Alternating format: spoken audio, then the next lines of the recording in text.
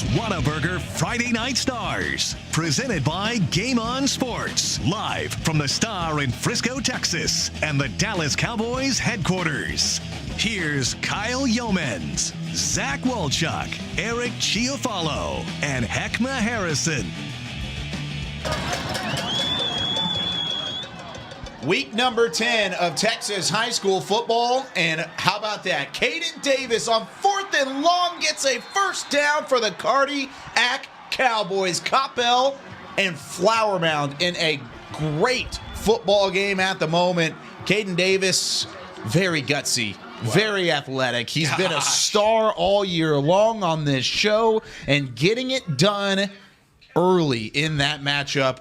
We are glad you're with us here on Whataburger Friday Night Stars.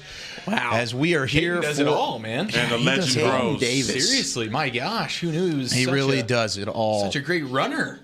Yeah, this You're is an absolutely amazement. unbelievable. An amazement But kid.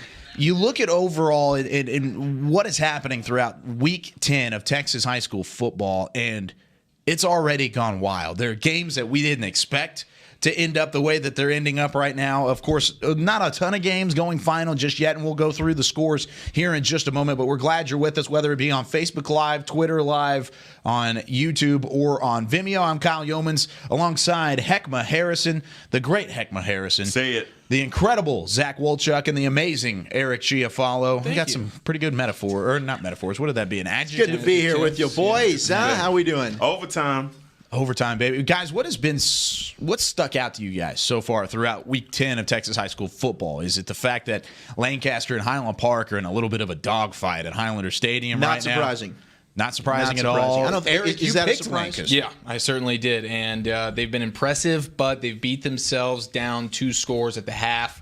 That's a tough place to come back and win at Highlander. Not good for Lancaster, but man, they are impressive though. I mean, we watched them, their defense, how fast they are, absolutely incredible. But they've shot themselves in the foot, turnovers, things like that, and they're down 2 scores. Yeah, and 28-14 is that score at halftime.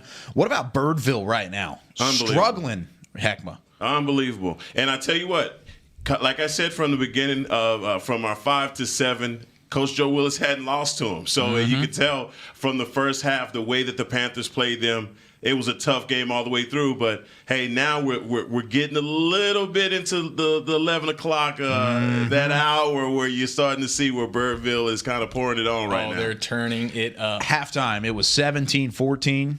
34-17 Birdville right now. Right. They were down by 3 at half, and they It put was up a matter 20 of time. unanswered. Just a matter of time for that Hawks team. You knew that eventually they would wake up, but credit that team for hanging in there. I think the surprise for me is Denton Geyer, Byron Nelson.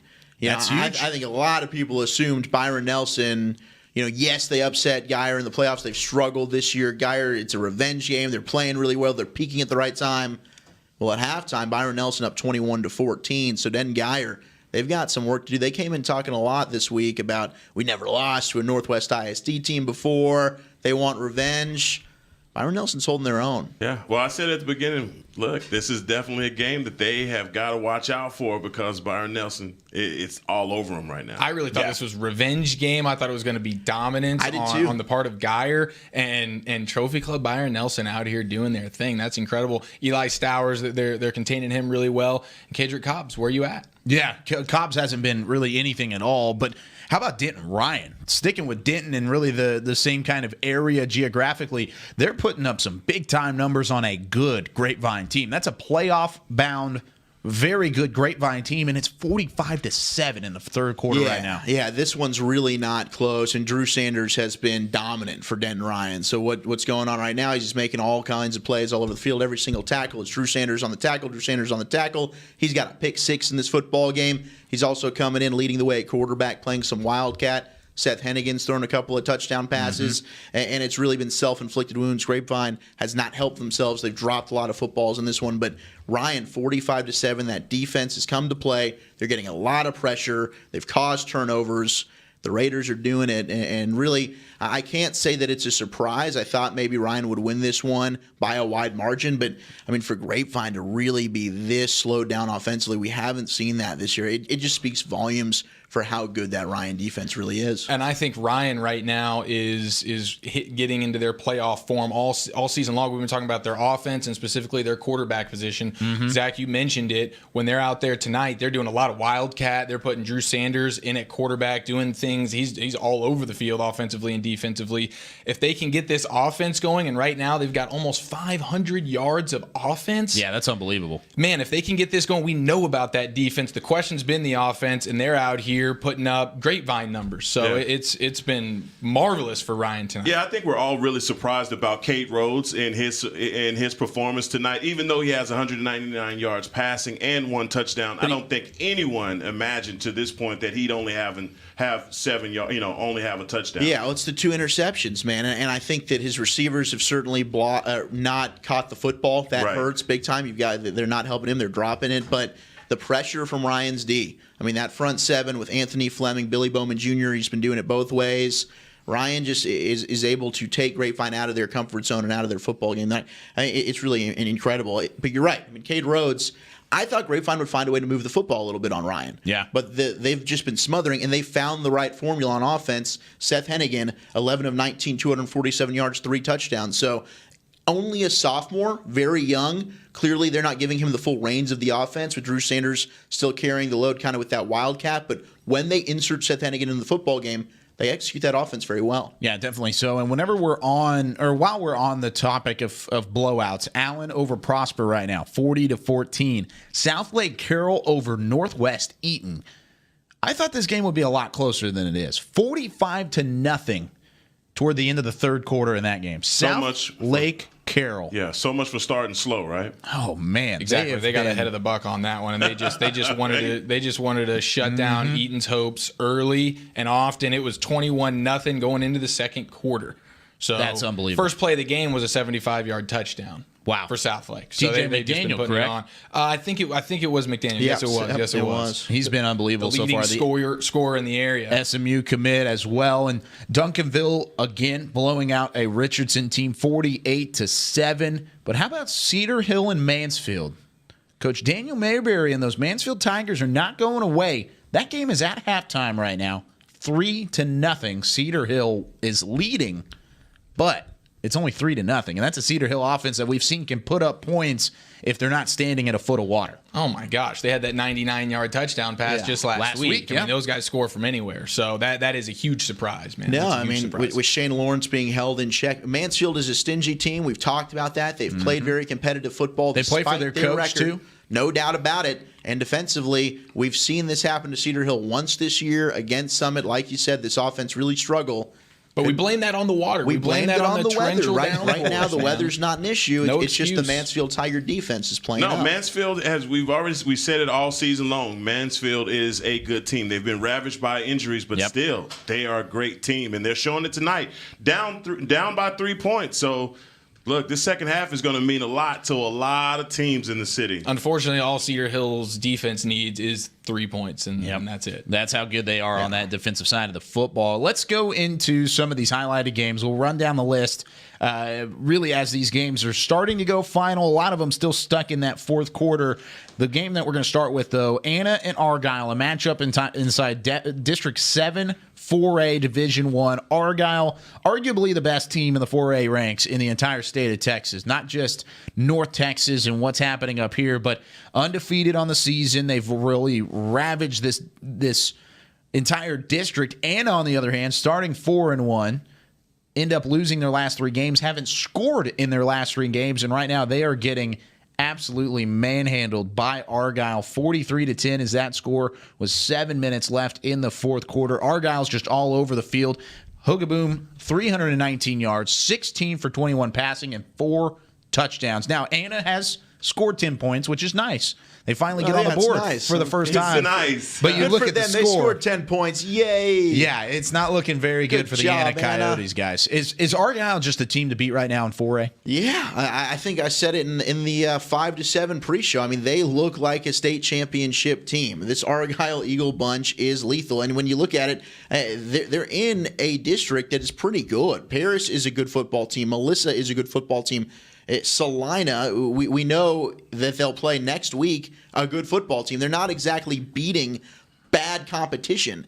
But whoever they play, it is very lopsided. I mean, aside from a close game against Paris where they won by 8 points, they are dominating every team that they play. Argyle is legit. Tito Bice at running back and Bo Hogaboom at quarterback are a remedy for success, and they play very good defense. Yeah, it's Bo Hogaboom. I mean, 374 yards passing already. I mean, this guy's lethal.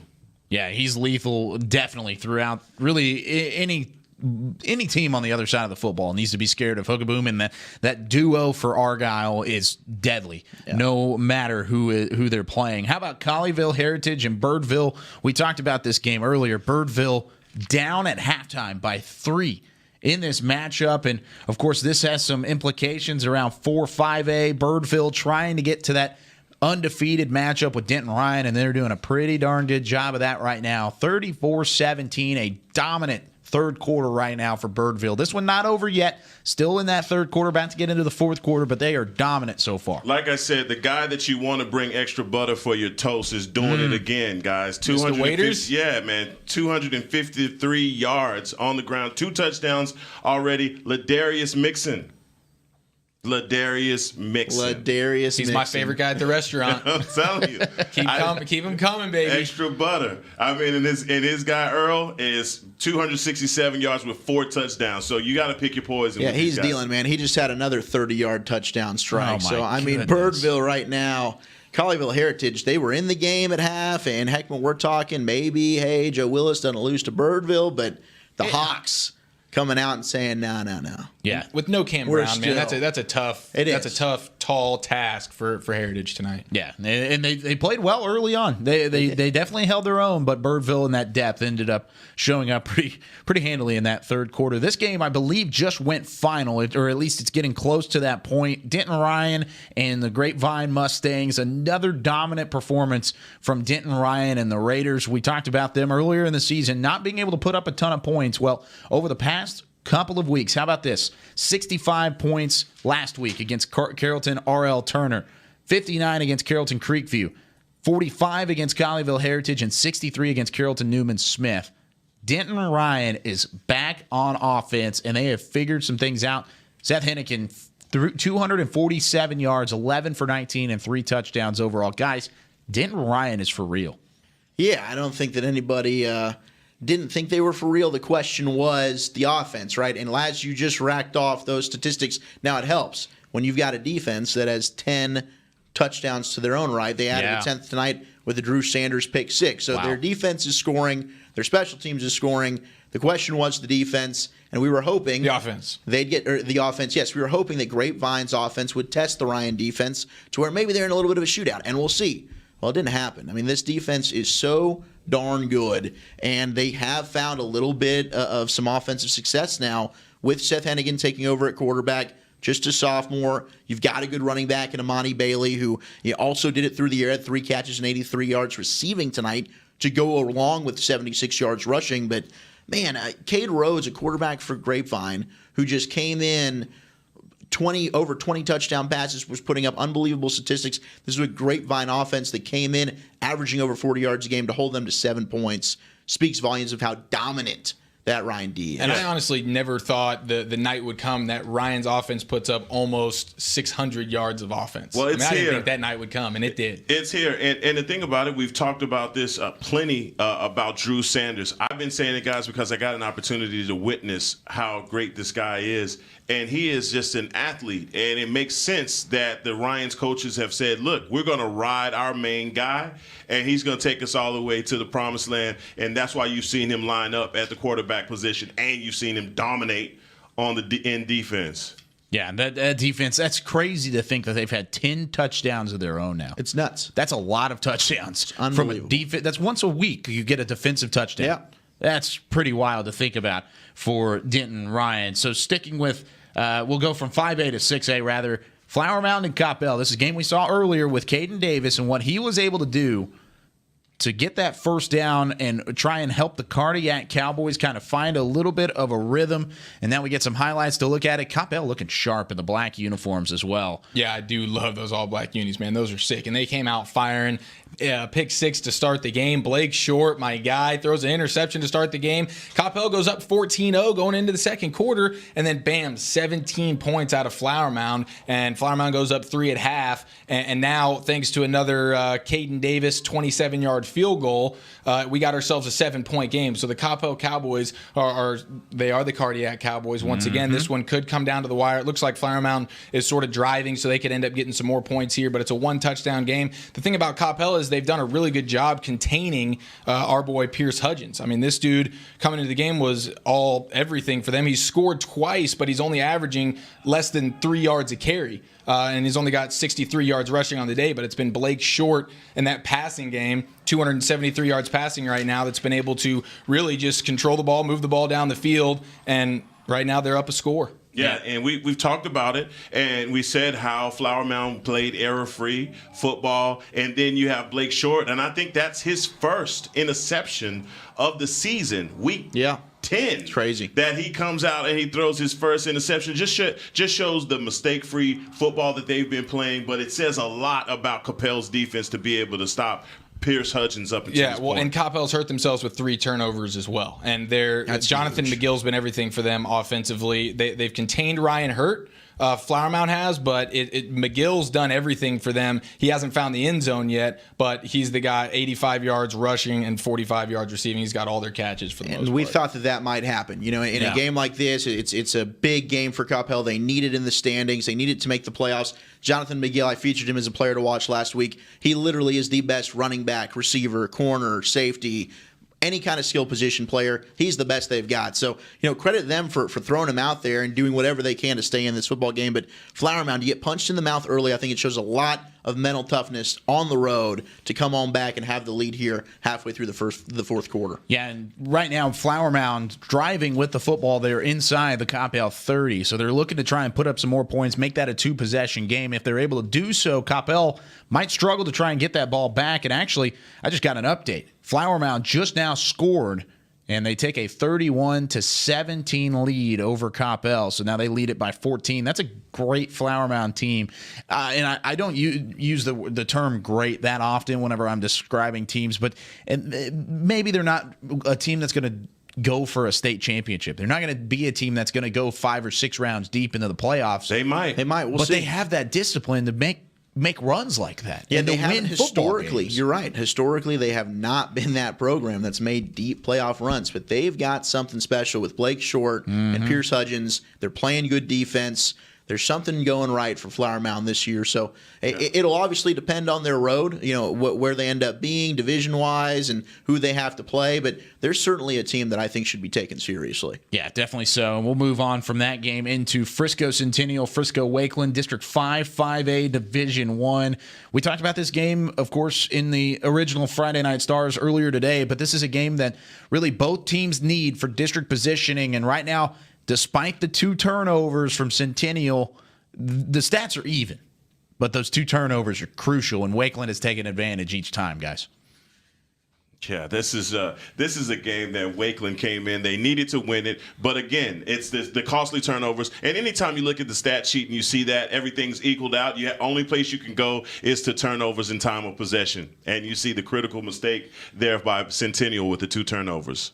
Yeah, you can't have it, man. You can't have it in a game like this where everything's out there for the taking for both of these teams. They've got to have it. Those turnovers are crippling.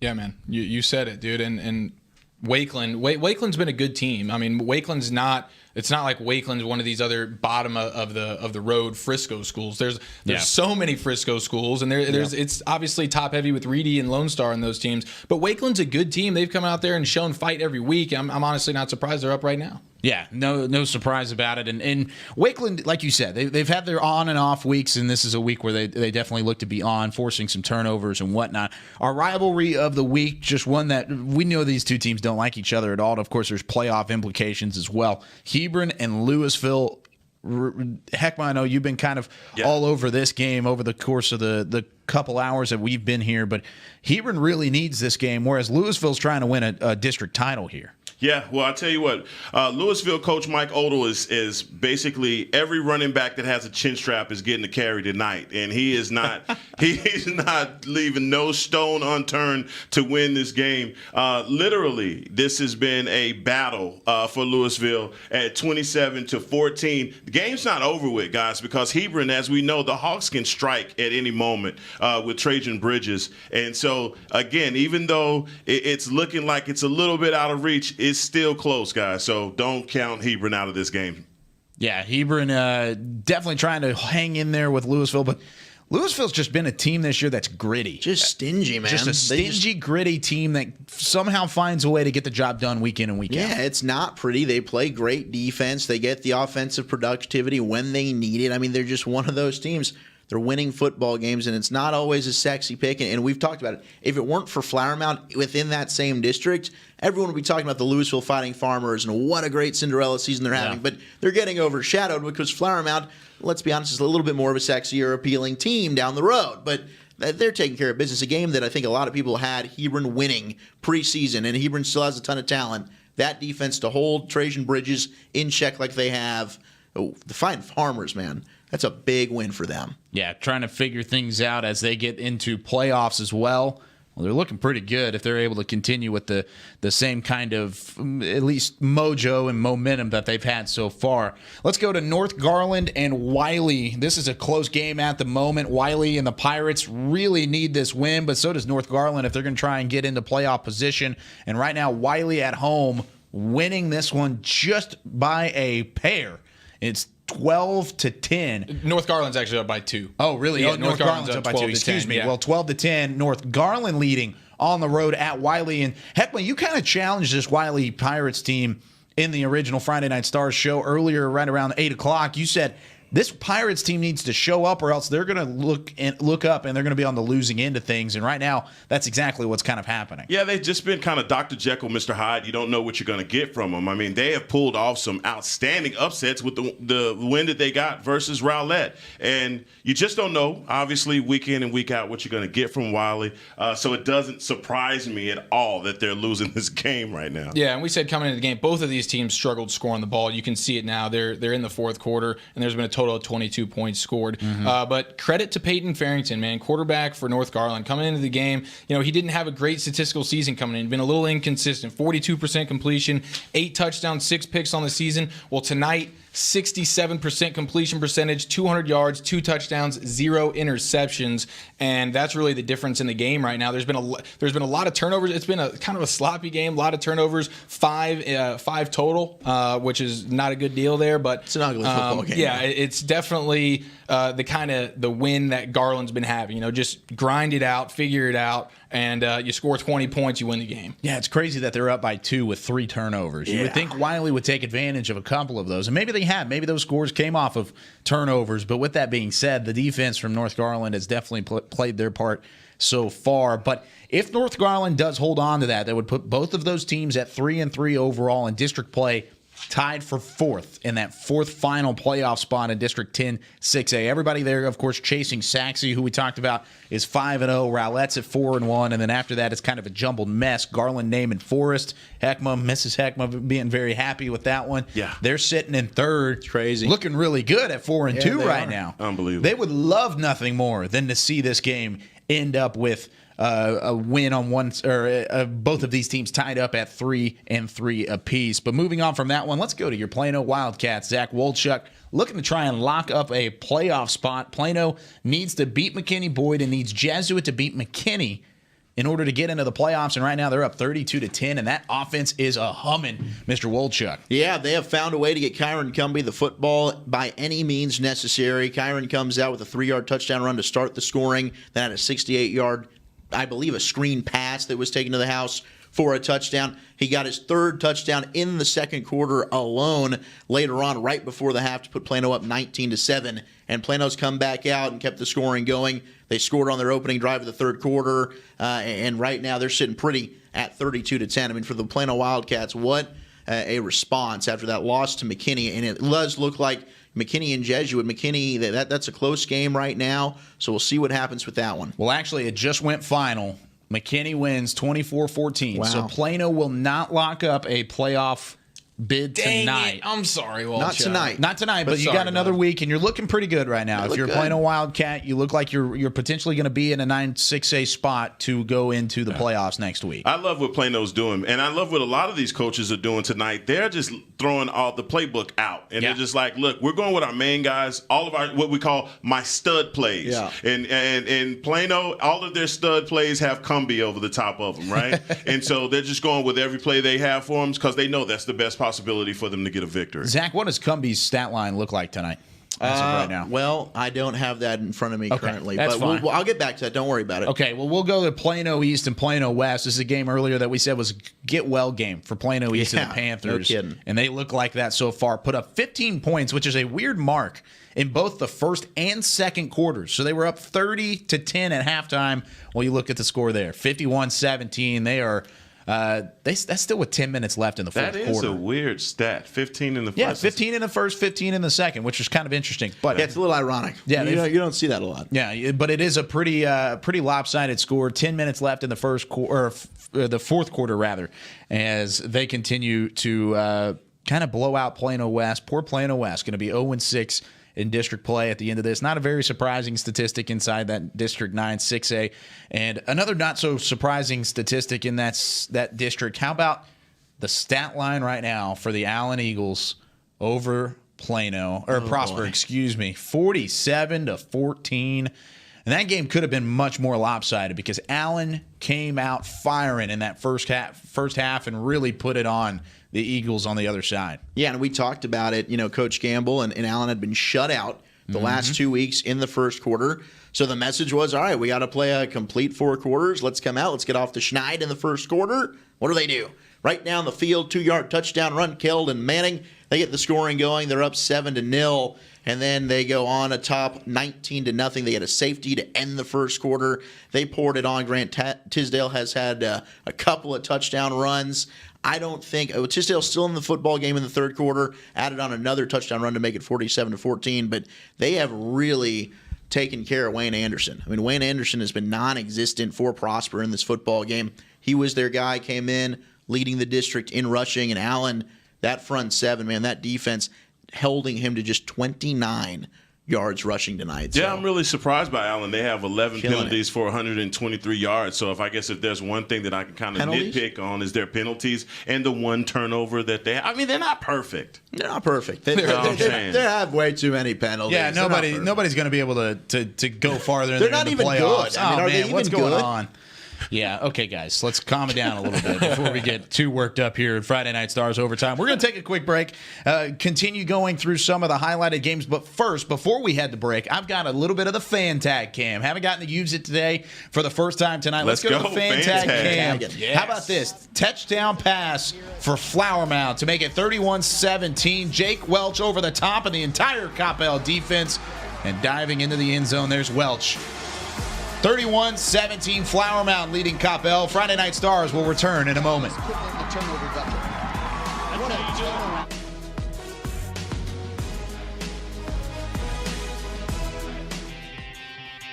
Today at Whataburger, we're cooking the sweet and spicy bacon burger.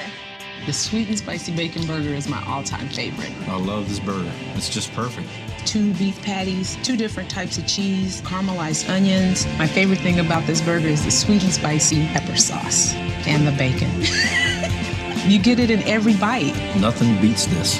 The sweet and spicy bacon burger is an all-time favorite at Whataburger. That's happiness.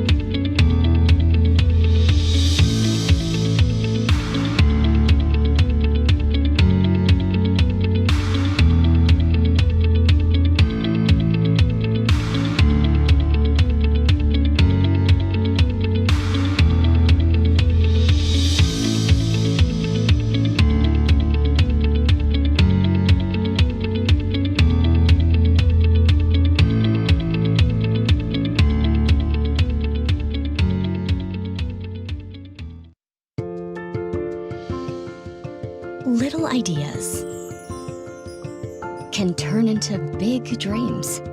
Big dreams require careful planning and the right partner. A partner dedicated to helping you take care of your employees, protect your business, and plan for the future. It's sometimes overwhelming. It's often exciting. It's your story, and we can help. SWBC. You want to bring the heat? Prove it.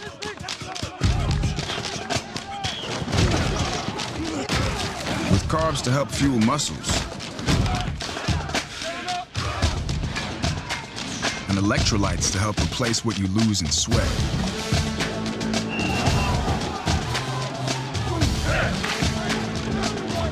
Studied, tested, proven. Nothing beats Gatorade. On a Forbidden Fansville by Dr. Pepper. Ramon, we can't. But Julia, We're rivals. I can love you and still hate your overrated school. We have two different defensive philosophies. You're a base 4-3 cover 2, and I'm an aggressive 3-4 with press coverage. I get it, but we both love Dr. Pepper. Oh, Ramon. Touchdown, State! Yes! In your face! Dr. Pepper, the official drink of Fansville.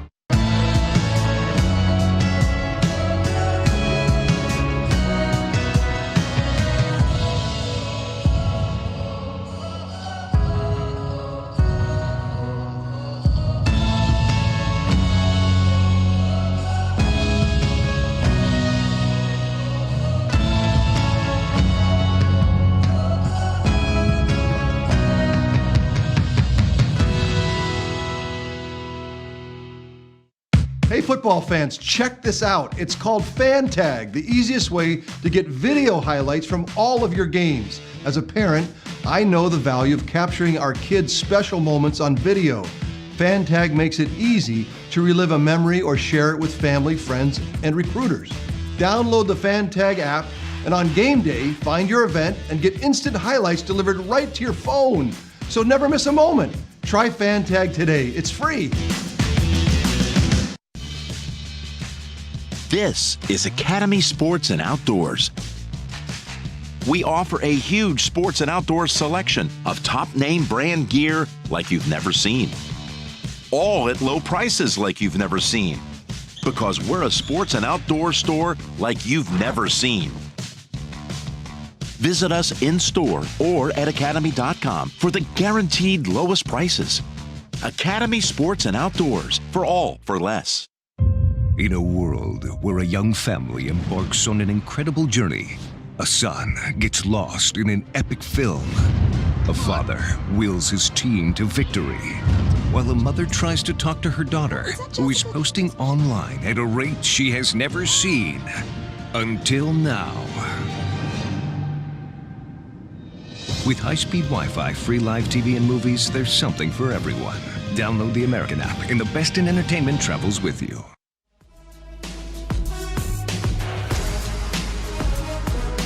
Back here on Whataburger Friday Night Stars, how about some Highland Park Lancaster action? One of the best games of the night. Chandler Morris, run, young man, run.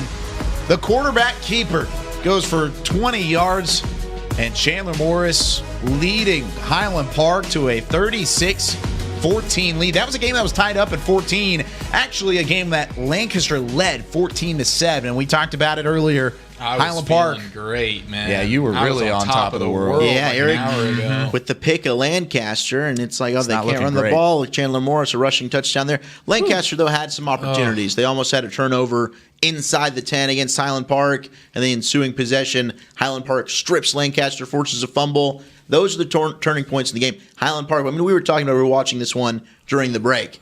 They're just one of those programs. They don't beat themselves. Yeah. And if you get a chance on an interception like that, you can't just drop it in the open field. You've got to make the most. If Highland Park's going to make a mistake like that, you've got to cash in, or you're just not going to beat them, especially at Highlander. That Finn Corwin, though, is something special, man. We were watching him play out there. That dude, man, with the ball in his hands, his yards after the catch, and just how dependable he is. He caught an amazing touchdown over the middle. He had a really nice 40-yard play where he breaks off a tackle and goes. throws. I mean, the dude, that Corwin dude is a stud. And he's a magnet for the end zone. He's only got 3 receptions and 58 yards, but some of those receptions have been on 3rd and long, 4th and long. He's got a clutch gene. And Zach, you and I were talking about this off air as well. Highland Park doesn't win their second straight 5A state title last year against Manville. If Finn Corwin doesn't make a miraculous catch, it was a good throw from John Stephen Jones on 4th and what was it? Was it 4th and 15, 4th and 20? Right. Something just magnificent. Amazing. And he made a crazy good catch, drug the foot, and then fell out of bounds into signage at the UIL state championships. But if he doesn't make that play, Highland Park doesn't win their second straight title. No, he's an unbelievable player, and he's been doing it, and not just in football, but a multi-sport athlete, does it on the basketball court as well. But we also talked about that Highland Park defense, specifically the front seven. Yes. They started getting a lot of pressure on Lancaster. They get a lot of highlights from having John Stephen Jones and Cade Sostad and Paxton Alexander. Now they've got Chandler Morris. Mainly the quarterbacks get a lot of hype. So you think, well, they're an offensive team. But that defense is the reason they've won back-to-back state championships, and it'll be the reason they win 3 straight if they're able to get back there this year. I'm just going to say it, guys. I mean, that Chandler Morris is the reason. I mean, this kid, just watching him, he's putting balls, he's fitting balls in between 2 people. Oh, yeah. And this kid is amazing. He throw on the run. That is insane. It's just everything everything about this kid just reeks superstar. I mean, just the throws that he's making is just, they're unconscious. If Chandler Morris doesn't end up being a Division I starting quarterback, which I think he will. Yeah, I think he could be. I think he will be there. There's no wait. There's no if about that. No. Well, let me finish. Let me finish. Maybe, yeah. If something happens where that doesn't happen, he's got a future in coaching. Of course, his dad, is the coach at Arkansas, was the head coach at SMU, but he's got that mindset. He's got that football knowledge, Chandler Morris does, and you can see it. Anytime he makes a play, he was being chased by a linebacker who was twice his size, rolling out to his right. We were watching this game earlier during the break, and he threw an absolute laser to his wide receiver on the outside, in between the numbers and the sideline. He had nowhere to go. And made just a miraculous throw. It was a Division I type of throw. It was one of those that you'll look at on Saturday and say, hey, that kid's going to go play on Sundays. It was that kind of play. Yeah, he's special, man. Yeah, he's going to be a lot of fun to watch. Let's go back into these highlighted games, though. Rowlett and Garland Lakeview Centennial. Rowlett and the Eagles, we talked about them earlier. Kind of a letdown. We've forgotten about them a little bit, maybe into the easier part of their district schedule, but they're showing why we shouldn't forget about the Eagles because they are up big on Lakeview Centennial right now. Yeah, Coach Doug Stevens for the Rowlett Eagles has these guys. They after that loss that they had to Wiley, they have definitely smelled some smelling sauce and gotten themselves on track. I love the smelling sauce. Got the smelling sauce out, and right now, as you can see, at that first half, the Eagles are definitely, the defense was dominant in this game. They've let some yards get away from them there in the second half, but again, Chauncey Amos in the second half came out and just completely dominated this game, and the Eagles defense have just shut it down. That's why you have a score right now of 24-7. Go Eagles. They have really done everything and more to improve really the way that we looked at their district schedule, and they're going to go into that final game with a chance to maybe win a district championship, depending on what Saxe does later next week. I think the big thing, though, Kyle, from this game, outside of Rowlett's performance and a big win for them, but the loss for Lakeview Centennial means Naaman Forest is in the playoffs. Unbelievable. Wow. Mrs. Harrison, yes, it's guaranteed. Oh, my God. Naaman Forest, after that, really poor start to the year, came into district play. They're 4-2. They're taking care of business. They get a win on Thursday Night Football. Mrs. Heckma is thrilled. They're going to the playoffs. And now I think it's time for an Eric Chiafalo public address announcement. You know what? To Garland Naaman Forest fans for that. across Garland. Okay, so let's set the stage. For those of you who haven't necessarily tuned in from week 1, this is episode number 10, week 10 of the high school football season. We're Whataburger Friday Night Stars. Garland Naaman Forest starts 0-5. Have just really the worst start of the season that you could potentially want. Oh, they did everything they could to try not to snow. Eric, your time will come. On a Friday basis. They have won 4 straight games, and they've won them dominantly. They've come back, and they've won 4 straight games, and they are 4-2 in district play. They were 0-2 in district play originally. Let's put the camera they were on. 0 something for sure. Yes. Yeah. I think 0-5. Let's put the camera on Eric here. Sorry. Eric, I want you to look here in the camera. Yes, right here. And apologize. Garland, Name, and Force, and particularly Mrs. Harrison.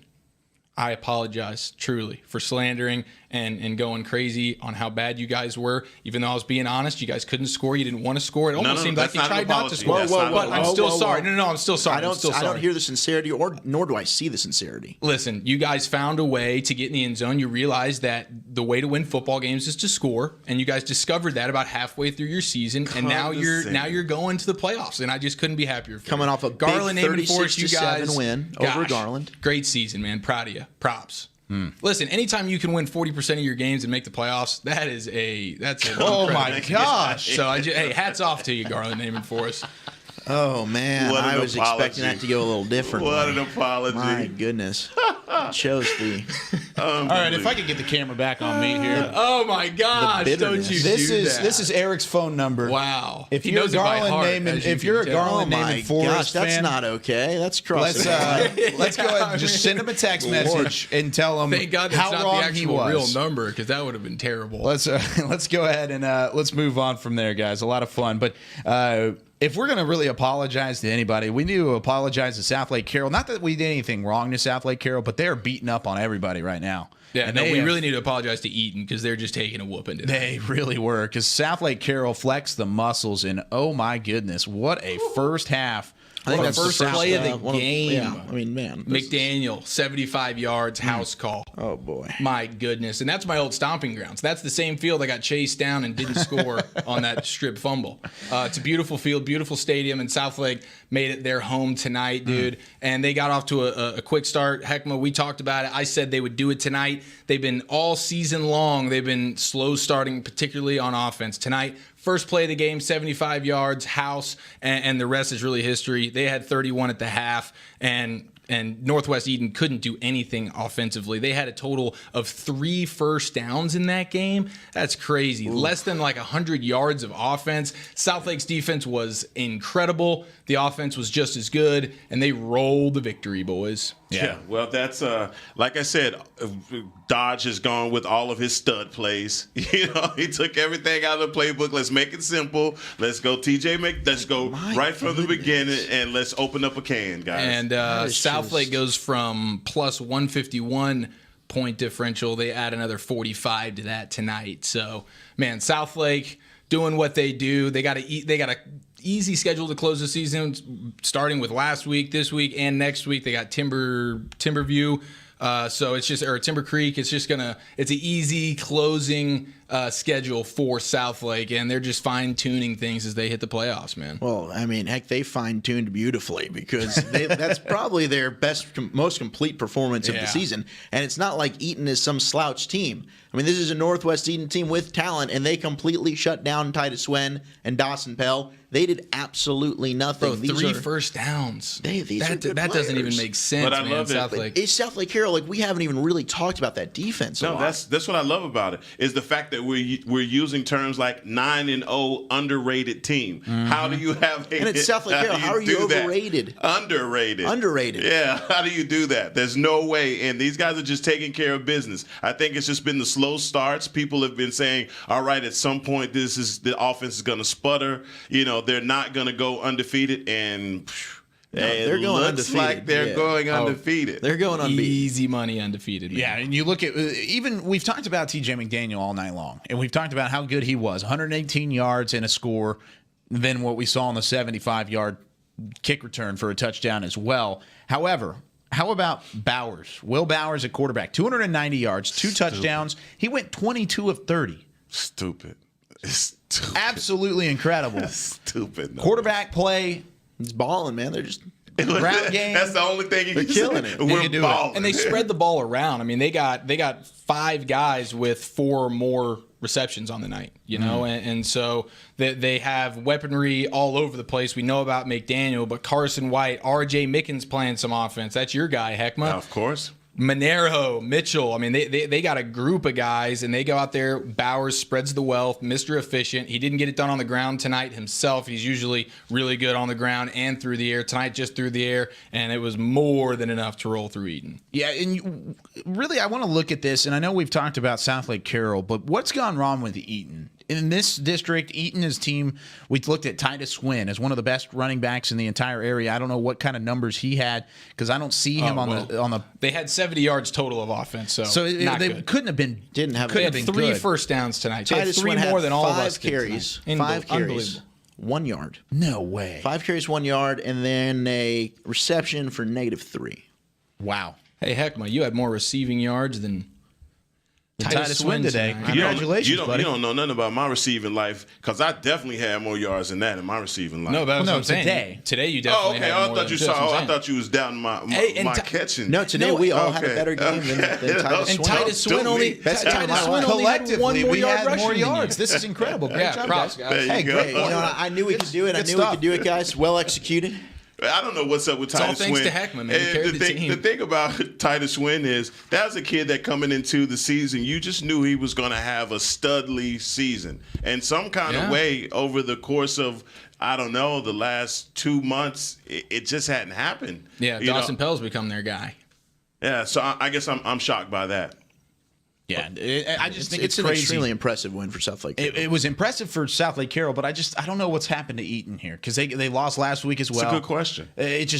Things haven't worked out for Eaton, and maybe it's because Titus Wynn's not completely healthy. Maybe he's battling some injuries, or maybe they've just given up and lost the locker room. I don't know what it is, but Eaton is a team that going into the season we were all very high on as maybe a sleeper in that district. And it's right a now, tough district. It is a tough district with all the think they're Keller probably, schools. Yeah, and they're probably not as good as Keller, Geyer, and South Lake Carroll, but certainly we're able to compete for maybe that 4th spot in the district. And right now, it's not looking very good for them. Yeah, not looking very good at all. And if you look at South Lake and what's happening with South Lake Carroll, and of course in that district, we also talked about Denton Geyer getting healthy there. Is South Lake Carroll, I know that they're probably the favorite of this district to go the deepest into the playoffs, but what about Denton Geyer? Is Denton Geyer a legitimate shot there, Zach, to maybe make a run like South Lake Carroll out of that district? I'll tell you what, before tonight, I think, now they're looking at a 35-21 defeat to Trophy Club final? Byron Nelson. It's not final yet, but it will be here shortly. There's 37 seconds left in the 4th quarter. Geyer does have the football, but they're down 2 scores. And, we talked about it a little bit earlier. Yeah. This was a game for Geyer. They lost to Byron Nelson last year in the bi-district round of the playoffs at home at C.H. Collins. It was the first time they'd ever been knocked off by a Northwest ISD team. And Geyer, the heavy favorite, going on the road, granted they're on the road, playing at Byron Nelson right now to drop this football game is quite a shocker because they had absolutely been on a roll with Eli Stowers and their defense had been playing exceptionally well. I still think to answer your question, yes, I still think Geyer is a very good football team. But tonight, Byron Nelson, we talked about it with McKinney beating Plano earlier in the year.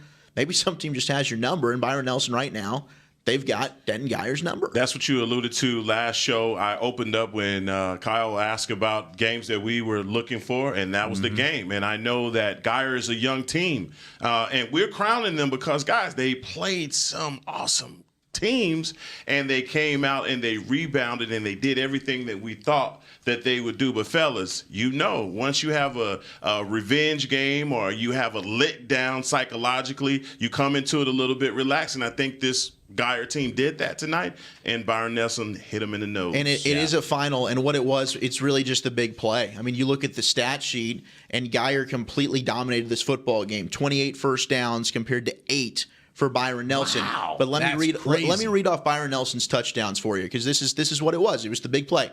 Calvin Wiggins, 33-yard touchdown catch. Trajan Henderson, 64-yard touchdown catch. Calvin Wiggins, 84-yard kick return for a touchdown. Wow. Then there was a 4-yard touchdown run. There finally was a consistent drive, not a big play. But to end it, Geyer's defense trying to get a stop, get your offense the ball back, try and tie it. They give up a 76-yard touchdown run to Trajan Henderson. So it was the big play for Byron Nelson, and Geyer just didn't have an answer for it. Wow, that's crazy to think about. Geyer, we were so high on them whenever everybody got healthy. As soon as those guys came back and were healthy, we were saying, hey, Geyer's a team that could make a run here. Watch out, boys. Well, Byron Nelson found something. Whether it was something in the film that they were able to exploit for those big plays, whatever it is, credit to the Bobcats, Byron Nelson, to getting the job done. Let's go through some of the rest of these games out of the DFW area. The Colony and Frisco Independence. Zach, you and I got to see this Frisco Independence team up close and personal last week in the Colony. They've got that offense rolling again. Friday final again, 41-21 or 41-28, excuse me. In the Colony, another 400-plus yard game of offense. And Independence tried to hang around there, but the Colony in the end was just too strong. I'll tell you what, man. Braylon Braxton and company, they came out in the first quarter, and they put it on the Colony. I'm telling you, the first couple minutes, you were starting to tell yourself the night is the Knights' night. But it didn't happen. It did not happen. Mikey Harrington, again, I said it, man. This guy is red hot, and Jaden Abdallah is sizzling. They came right back with it, and they put it on him. They absolutely put it on. The Colony is a dangerous team. And a lot of people need to be put on notice because of what they're doing with their quarterback. Mikey Harrington isn't making a lot of mistakes, man, but he's putting up a lot of yards, and he seems to be pinpoint accurate with his receivers. He's not missing a lot. And again, in that running game, fellas, dude, that three-headed monster offensively for the Colony with Harrington at quarterback, Abdallah at running back, and then Miles Price. Do-it-all, everything guy who's just a stud. Yeah. Man, that is a tough offense to have to stop. And then the Colony's well-balanced, much like a Frisco Reedy kind of team where they're really good on offense, but, man, that defense is pretty much just as good. And special teams, Miles Price had a blocked punt that he took for a touchdown There you tonight. go, man. So just a player. Just doing it any way you can. Yeah, that guy is a jack of all trades. Miles Price, one of the best players in the area. Yeah, he really has been all season long, and he's a big reason why the Colony has been as good as they are. How about just an absolutely wild game between John Tyler, and the Lions against Mesquite Poteet and the Pirates. This game has been absolutely off the hinges because there's 4 minutes left in this fourth quarter. How about John Tyler early? 21 points in the first quarter. Nothing for the Poteet Pirates. 15 points in the second quarter for Poteet as they get back in it. 7 points for Poteet in the third quarter, and then 14 each in the fourth quarter with 4 minutes remaining in the fourth. And it's a 41-36 score right now. John Tyler leading just by 5 points, and Mesquite Poteet about to get the ball back. 4th and 4, and John Tyler is about to punt the football back to the Pirates, who are going to have a chance to win this football game. Seth McGowan's taken over again in the fourth quarter. He's got the 2 touchdowns for Poteet. He's got 3 on the night. He's going for 200 rushing yards. He's got 172 now. So if they're going to come on back and win this game, Seth McGowan and Cam Lampkin, the outstanding receiver for Poteet, just under 100 yards and a touchdown as well. So this is a big game, man. Poteet's performing. Your guy, Roderick Hawkins, 202 yards already. Yes, sir. This guy, yeah. They left the defense. They left the defense in the locker room for this one. They did, this is which a is fantasy crazy. bonanza, dude. And that was a great call on the Hawkins start, by the way. Thank you. Hawkins, man. Hawkins is a player. He was 8 yards a carry coming into the night. He's almost 12 yards a carry tonight. Offense galore in this game. And this is a John Tyler defense that has only been given up 15.8 points per game in district play. And you see the offensive numbers that are getting put up right now. Absolute barn burner. It just took a while to get McGowan and that Poteet offense going. But once they did, they really haven't looked back. And now you got 1,000 yards of offense in this game. And we still got some time left. So a lot of good offense here. And a lot on the line here. I mean, this is a heck of a game coming down to the wire. One of the best ones of the night. Yeah, and you look at maybe this plays into the side of John Tyler, but last week a 28-25 win versus McKinney North, so close game win. The week before that at West Mesquite, 29-22, a close win for John Tyler. So they know how to win in close football games, and maybe that gives them a little bit of an advantage going down the end of that game. Guys, real quickly, rapid fire, let's get into some of the prediction games that we have Abilene at Euless Trinity. What's the score on that one as it's getting close to going final? It's 34-16. Euless Trinity is up on Abilene. And, there you go. It's really kind of how we thought it would be. Brandon Theus on the ground opened things up with a 47-yard touchdown run, and he just keeps on coming. But Nigel Blunt had a 45-yard interception return that was pretty big to start the second half that I think really caused the separation here, because in the second quarter, it was 21-9 at halftime. Abilene was kind of coming back. Their defense had shut out Euless Trinity in the second quarter, but then the pick six to open up the second half really just slammed the door. The Trinity defense has been playing very well. And Abilene, they've really kind of struggled offensively the majority of the season. So not a surprise here, but Trinity doing what they should, and they look primed to get another big victory over Abilene. They're already into the playoffs right now with San Angelo Central, who they've beaten in that district. So for Trinity, they're doing their Trojan thing. Yeah, definitely. So moving on from that one into Arlington Lamar and Arlington Bowie. Zach, I know you picked Arlington Bowie in this matchup. He did. How's that going for him, Heckma? I got one name, Jack. Mr. Dawson? Jack Dawson. Oh, boy. I thought that guy was only a Titanic character, man. He's incredible. Definitely the quarterback for Arlington Lamar, and he is balling tonight. This kid is putting it on him. But they opened the game up, man, with an 81-yard kickoff return by Trayvon West, and they just got the party started off right. But Arlington Lamar is all over this one. 42-14. It's not even a ball game at this point, man. Malcolm Mays has done nothing tonight, man. Well, it's 14 all, right? In the beginning of the second quarter, Malcolm Mays throws a pick six to Deshaun Gattle, who returns at 56 yards. Then after that, Lamar just said bye-bye. It's done. Bowie lost all their self-confidence. It seemed like the balloon deflated, it's just been Lamar all night. Momentum is a very curious mistress, man. That Vikings offense is special, man. That's a crazy game against Arlington next week. Yeah, no, that's going to be a lot of fun to watch. Jahari Rogers versus, oh, man, that's going to be a fun one. And that's another Thursday night game next week. That's just potentially a barn burner. But, guys, while the camera's on me, I want to go to this next game and point things out. I was the only one that picked Ennis in this ball game. Ennis versus Corsicana. Huh? What? Say that one more time. No, carry on. But Ennis leading 28-7 over Corsicana. God, man. I'm gaining a game on you guys, boys. I'm gaining a game in this prediction matchup. Ennis and the Lions getting things done over the Tigers of Corsicana, and it's really been the turnovers for Corsicana that ended up being the downfall. Really, everything else is about as even as can be statistically, but Ennis just taking advantage of some turnovers and Corsicana unable to punch it in. Man, I thought my boy Blake Hoffman was going to get it done for me tonight. That Corsicana offense been putting up almost 40 points a game. Very surprising. 7 points tonight, man. But it's, again, guys, we have so many rivalry games happening right now in the city, and that is a big rivalry, Corsicana and Ennis. But like you said, the turnovers is the biggest part of this, because everything else on that stat sheet says to me that should have been a close game and not one that they lost by 21 points or going to lose by 21 points. And credit to Coach Harrell. He came in, changed up the offense, and we knew it was going to take some time for them to get going, and it looks like they're finally getting things together. Younger team, credit to them. They moved to 4-3 in district with the win. So I mean, the slow start they had, incredible job for Ennis to get back in here. And I do have a score update, Kyle. Go for it. We were just talking about John Tyler and Mesquite Poteet. Oh man, Seth McGowan.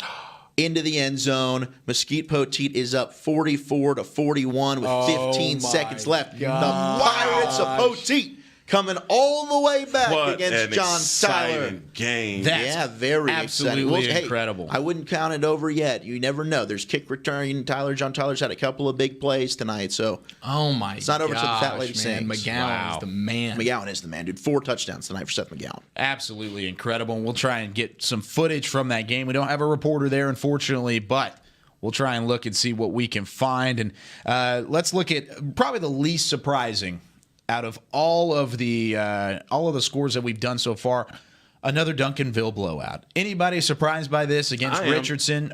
Are you surprised? No. Yeah, no, because Duncanville is just absolutely tearing up their entire schedule. Another game with under 10 points from an opponent and under 100 yards total from an opponent. Again, I believe. And they forced 4 turnovers. They just allowed by the 7 way. points, though. So, I mean, a bad night, I think, for that Duncanville defense. That's a bad night. Stop it. Points per game average goes up. They'd given up, 26 all season? 26 all season. And you forwarded me that Sports Day High School clip that basically the write-up on Duncanville, basically talking about their historic run on defense. I mean, this could be one of the area's top defenses to ever be seen with the numbers that they're putting up right now. Less than 100 yards, 8 yards on the ground, guys. 8 yards. We are 1 week closer to the inevitable. What's that? Duncanville Allen in the state semifinal? That is correct, sir. It's going to happen. Ding, ding, ding. There's no other way. The football gods have to let that happen. Yeah, we hope so. That's got to be so. That's got to be something that will happen. So, with that being said, we'll move on to Highland Park, Lancaster. This is a game we've highlighted quite heavily throughout the night so far because we thought there was a chance that maybe Lancaster could hold in there, and this is the same score that we saw earlier, 36-14. HP and Chandler Moore is continuing to do work on Lancaster and the Tigers. We'll talk about this game in length, but also moving on from there, how about Cedar Hill and Mansfield? Mansfield holding in there early in the game. They're still within striking distance, but Cedar Hill does finally punch it in, find some pay dirt, and now Mansfield's got the pressure on them to try and get past that Longhorn defense, and I don't know if it's going to happen, guys. No, I mean, Mansfield has the football, but even if they score here to make it 10-7, there's literally, I think, about 5 seconds remaining in that football game. So Mansfield might be able to get into the end zone here before time expires, but it will be a narrow Cedar Hill victory. And look, I don't think it's surprising to see Mansfield come out and play tough the way they did, but for Cedar Hill, that's the second bad kind of dud offensive performance we've seen. They weren't able to rally and to beat Summit. Granted, it was in the rain, which is what we've kept saying, but this is one, weather's not a factor. Mansfield just shut them down. Well, Mansfield is, again, it's a good team. It is well coached. We know that. And I just believe, fellas, that Cedar Hill is looking forward to the next week's matchup versus DeSoto. Yep. A lot of times teams do that. Wrong. Yeah, you might not be wrong. DeSoto definitely wasn't looking ahead. No. Absolutely did their thing. Cedar Hill might be peaking. But it definitely, if you just look at based off of the numbers that Cedar Hill put up tonight, they obviously were not clicking. So that's indicative of a team that's looking ahead. Yeah, definitely. And you look at that, they still get the win. That's what's important. A win's a win's a win. A win is a win. Looks like that might be the final there. Well, and kudos to Mansfield for hanging in a game that really nobody gave them any shot. One final score update before we take a quick break. South Oak Cliff and Kimball. Oh, man. South Oak Cliff undefeated on the season, and they continue to absolutely roll. And they take on Kimball on the road, and oh, my. Look at that stat line. 66 total yards. South Oak Cliff is a real deal, guys. That defense is as good as it gets. There's three Duncanville. Yeah, three special defenses, I think, in the area this year. When you look at Denton Ryan, what they've done, Duncanville, obviously, like you just talked about, Heckman, historic defense, and then these South Oak Cliff Golden Bears, man, they are nasty. They probably got the most speed. And I want to make sure that when we talk to Coach Jason Todd tonight, that we talk to him about how under the radar his Bears are. And I'm sure he's going to say that's how he likes it, right? I don't want anybody to talk about us, but guys, because we've been doing this show, we know how good they are. We know how they've been pitching these shutouts, and teams have not been getting a lot of success on that defense. And I don't care if you're in the area or if you're out of town. The Sock Golden, when you see South Oak Cliff on your playoff schedule, it's good night, Irene. Yeah, you are not excited about that. No, by no means. You're looking up and saying, oh, man, are we going to be able to score any points here? Any points. They're big. They're fast. They're strong. Plus, they're big. Plus, they're big. They're fast, too. They're good, man. I kind of held my... Oh, man. Plus, they're big. I mean, you always got to add that in there. Guys, I'm trying to wait for one final update. 1 second left on the clock.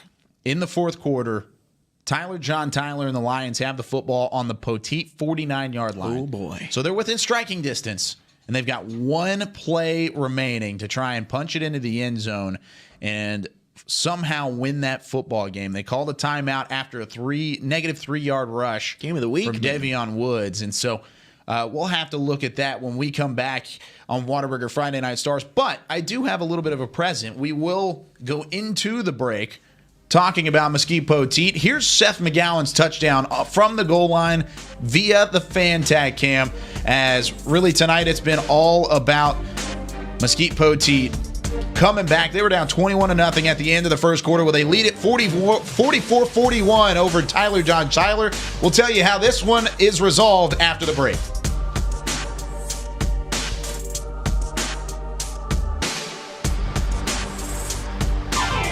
Nothing works up my thirst for an ice-cold Pepsi Cola like getting buckets.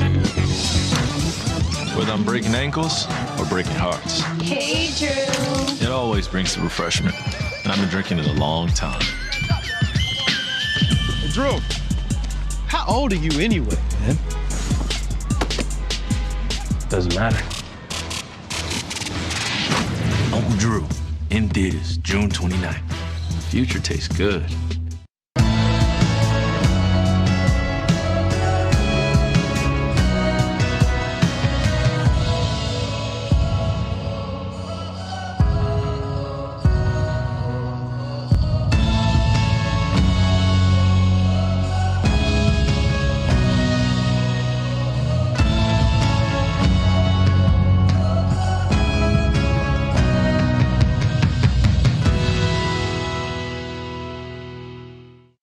Hey, football fans, check this out. It's called Fan Tag, the easiest way to get video highlights from all of your games. As a parent, I know the value of capturing our kids' special moments on video. Fan Tag makes it easy to relive a memory or share it with family, friends, and recruiters. Download the Fan Tag app, and on game day, find your event and get instant highlights delivered right to your phone. So never miss a moment. Try Fan Tag today. It's free.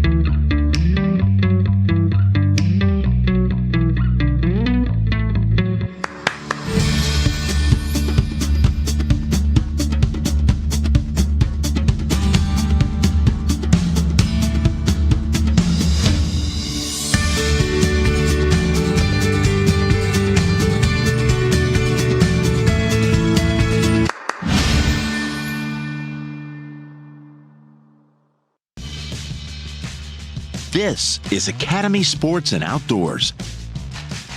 We offer a huge sports and outdoors selection of top name brand gear like you've never seen. All at low prices like you've never seen. Because we're a sports and outdoor store like you've never seen. Visit us in store or at academy.com for the guaranteed lowest prices. Academy Sports and Outdoors, for all for less. Little ideas can turn into big dreams. Big dreams require careful planning and the right partner. A partner dedicated to helping you take care of your employees, protect your business, and plan for the future. It's sometimes overwhelming. It's often exciting. It's your story, and we can help. SWBC.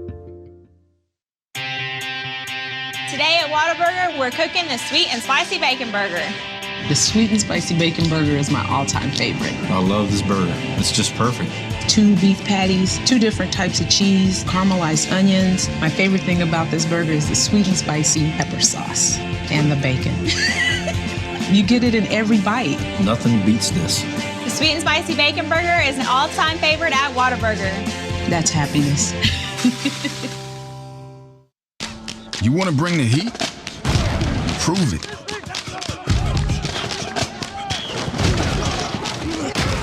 With carbs to help fuel muscles. And electrolytes to help replace what you lose in sweat.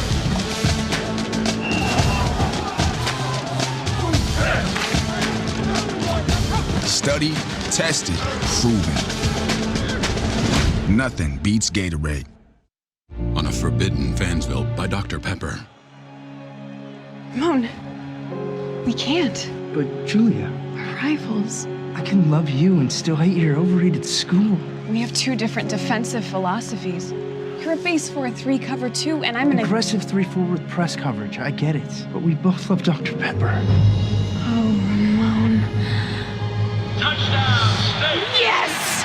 Into your face! Dr. Pepper, the official drink of Fansville.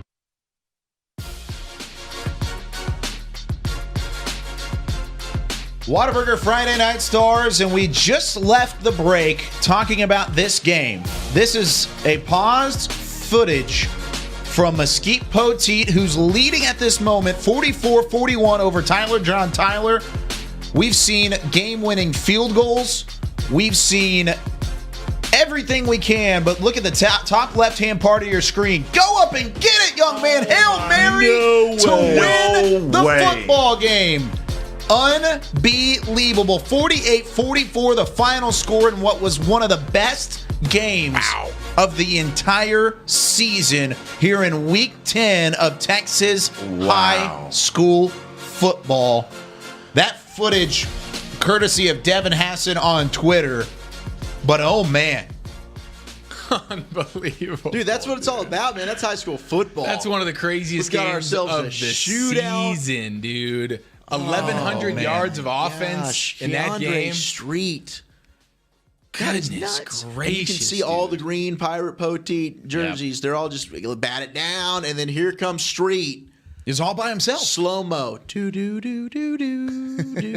And just Chariots of Fire playing behind him. Oh man. I would love to watch that one more time. Let's go back to the fan tag cam just to watch this unfold again. Oh, man, I can't believe that this happened. We went into the break thinking, they would probably end up not having a whole lot to go on. But look at this catch. Oh, my goodness. I'm going to tell you something. Look, that took at least 2 years off of Coach Cody Groves' life right there. That's how to do it. Oh, my goodness. You know, because you have the game. Wow. You have the game won, and then it takes a, 49-yard? Yes. Hail Mary? Jeez, man. In goes the up corner between of the two end or zone? three guys like that. Incredible.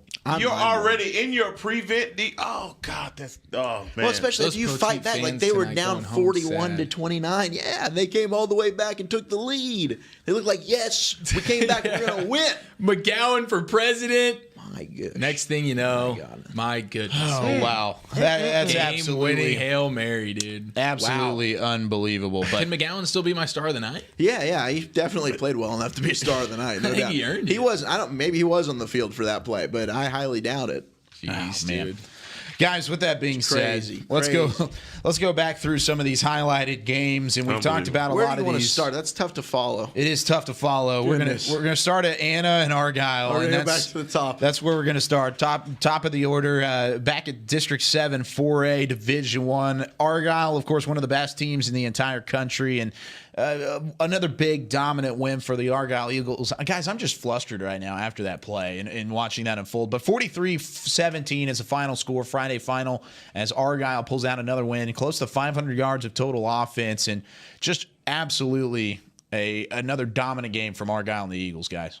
Yeah, they're incredible. I mean, Bo Hogaboom did his thing, 16 of 21, 4 touchdowns, no interceptions. Tito Bice on the ground, 63 carries, 2 touchdowns. And mind you, that's only 4 carries, by the way, averaging over 15 yards a touch for Tito Bice. Dylan Carter through the air, 5 catches, $104, and 3 touchdowns. So, I mean, this is an Argyle team. They've rolled throughout this district. They're undefeated. They've won 10 straight district titles.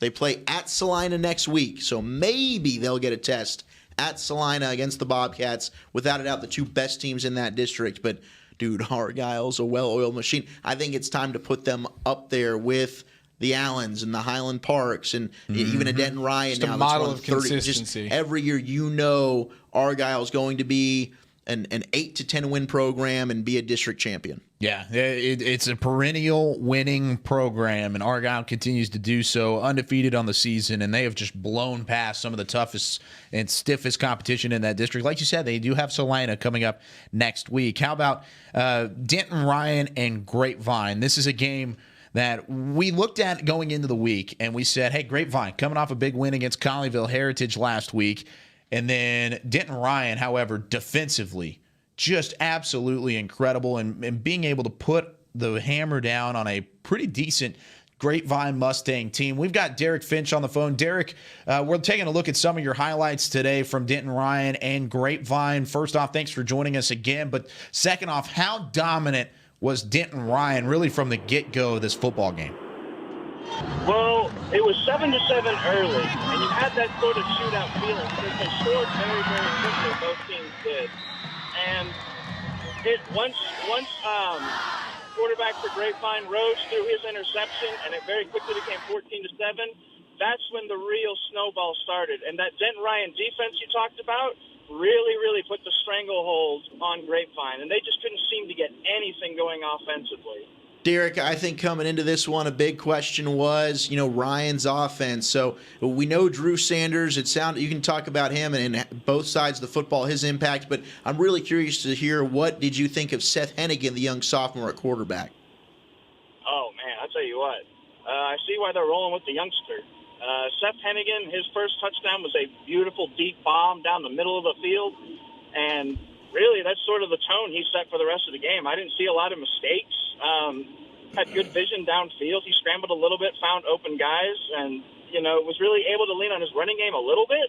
But I thought it was going to be like a run-dominant thing, and Hennigan would just sort of have to pick up first downs when he needed to, as you do with, young quarterbacks. But, no, man, he came into that, and he sort of took that game over. He was wheeling and dealing out there. So, surprise for me, because I thought it was, like I said, just going to be a sort of pedestrian run and throw on 3rd and 7, maybe to pick up a first. But, hey, they were not afraid to chuck it on Grapevine. Well, we know Denton Ryan, Derek, was throwing out some wildcat quite a bit with Sanders running that wildcat quarterback. How often were they doing that? Was that sort of like, did that seem like their base offense and then they bring Hennigan in, or was it the opposite of that?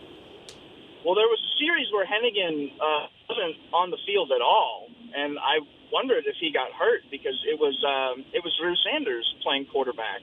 And, it has to be said, Drew Sanders is unbelievable as a linebacker, as a quarterback. Like, he was Blake Beldozer in there whenever they did line him up at quarterback. And then he would go back out there and be playing outstanding on defense. A real rangy guy, had a pick 6 in the game, and they were just finding all sorts of different ways to use him. So, yeah, it's a scary thing right now what Denton Ryan's got going on offensively and also defensively. Hey, Derek, this Heckman, man, I need to ask you, what happened with Cade Rhodes? I mean, he showed up on the stat sheet in the first quarter and disappeared to the fourth. What did Denton Ryan do to shut that offense down? Well, Denton Ryan did apply constant pressure. Rhodes was running for his life most of the night, but he wasn't not finding open guys, and he wasn't not making good throws. Grapevine had a lot of drops in this game, and Ryan was also, I don't want to just say drops. Ryan was also getting in there and jarring the ball loose a whole lot. So it's tough to put this one on Rhodes because, honestly, he did throw 2 interceptions. One of them was worse than the other, but I didn't think he played that terribly. I just think it was an awful, awful snowball strangulation effect by Denton Ryan's defense. They really, really made him uncomfortable tonight. Yeah, definitely. So another big-time win for Denton Ryan as they really just kind of take care of Grapevine from the very beginning. Derek, thanks so much for joining us. We'll talk to you again next week, man. All right, arrivederci. Denton Ryan and that defense, we talked about one of the special defenses in the entire area and another dominant win. But now it sets things up against Birdville. And we'll go to that Birdville game as they had Colleyville Heritage. They trailed in that game at halftime 17-14. But Heckma, that second half was just not in the cards for Colleyville Heritage as Birdville just absolutely put it on them in that second half. Yeah, what Birdville has, a lot of teams are going to have a difficulty dealing with, and they're going to bring this into the game next week versus Denton Ryan. Oh, get that. Oh, I'm so ready. Birdville, Denton Ryan, undefeated. You just gonna interrupt? You're just going to interrupt tell me you're not excited. I am excited. You know I am. Nixon versus Sanders next week, Heckma? Oh, it's going to be a collision happening somewhere around the 50. But I will tell you guys, this was not the game for the Panthers. I mean, Birdville was dominant in that second half. They came out, whatever adjustments they made, it was all about turning and handing the ball off to Ladarius Mixon. But also, I mean, if you look at it, guys, as far as the quarterback play for Birdville, they were just outstanding. Stone Earl, he put on a show, over 300 yards passing, and also 4 touchdowns on the night as well. Ooh. So that's an amazing show for their quarterback. When your quarterback goes for 304 touchdowns and your running back goes for almost 302 touchdowns, you had yourself a heck of an evening. Oh, yeah. Yeah, they can just beat you so many ways, man. Birdville is the real deal. I can't wait. I can't wait to see that game against Denton Ryan next week. Jeez, that's going to be good. Yeah, if you look at really those two teams, undefeated, district title on the line, it's about as good as it gets for a Week 11 matchup. And we'll have a reporter there. You said that's a Thursday night game, right? I believe so. Wow. Yeah. It's a lot for Thursday night, and we'll have to look at that one for sure. And for Colleyville Heritage now, I mean, they go into the last week of the season. They've got to win to secure that 4th spot because Carrollton Newman Smith lost to Denton tonight. Had they have beaten Denton, they'd have clinched in regardless on the loss. They've still got to play next week to make sure that they secure that final spot within that district.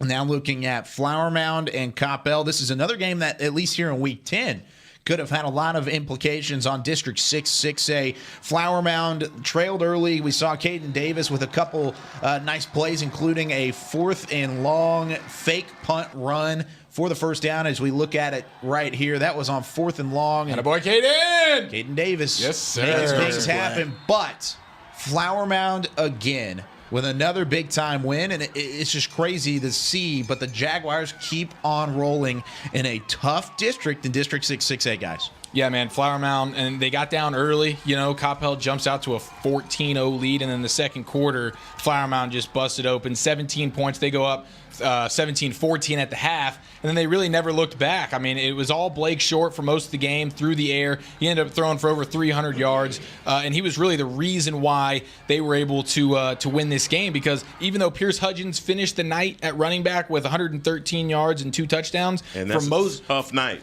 It took him 27 carries to get there. That Coppell defense was definitely doing their thing against Hudgens. Problem is, man, Blake Short, I mean, that's just too much to handle. And Coppell offensively, they depended a ton on Jonathan McGill, and early in the game it was working. He didn't find the end zone, but the dude was catching everything. He was running everything. Ended up having almost 200 yards of total offense. But man, at the quarterback position, Drew Carnegula just couldn't really get anything going through the air. That Flower Mound defense was just really stellar tonight. And Coppell, when you shut down McGill and Ryan Hurt, only 8 carries for 26 yards tonight. I mean, those are your 2 best weapons if you're Coppell. You got to credit Flower Mound's defense for that. Couple that with Blake Short having himself a night.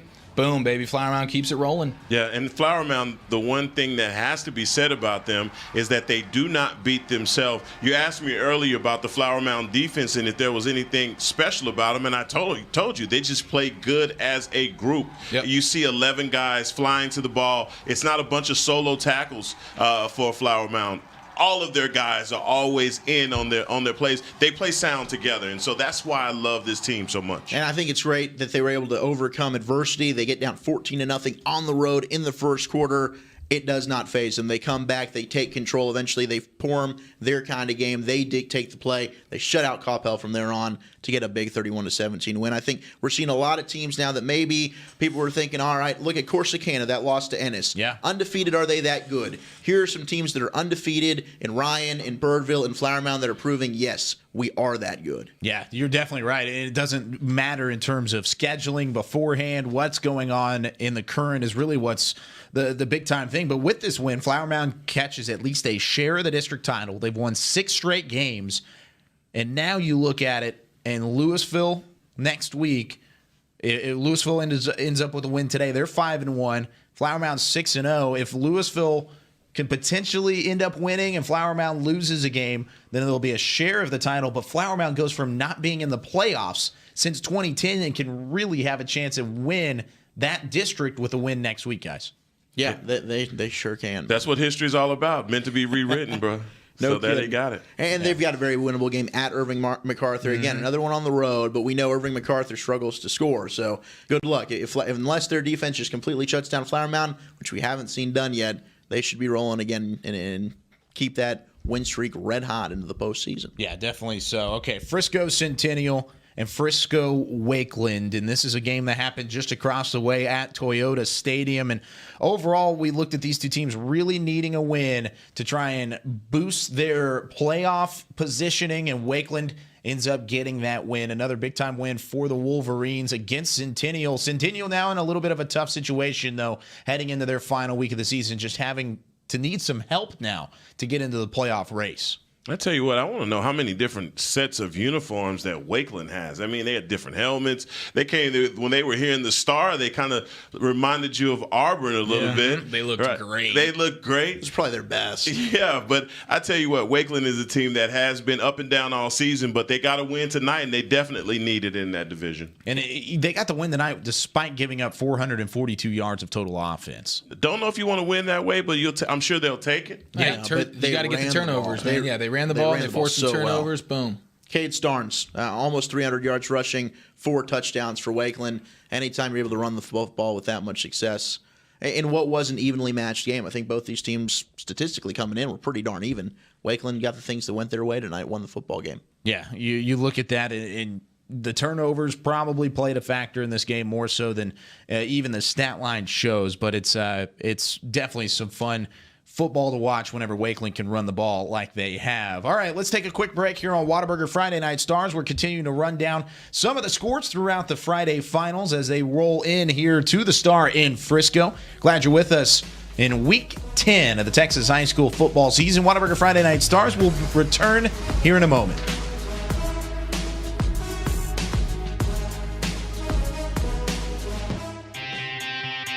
Today at Whataburger, we're cooking the sweet and spicy bacon burger. The sweet and spicy bacon burger is my all-time favorite. I love this burger. It's just perfect.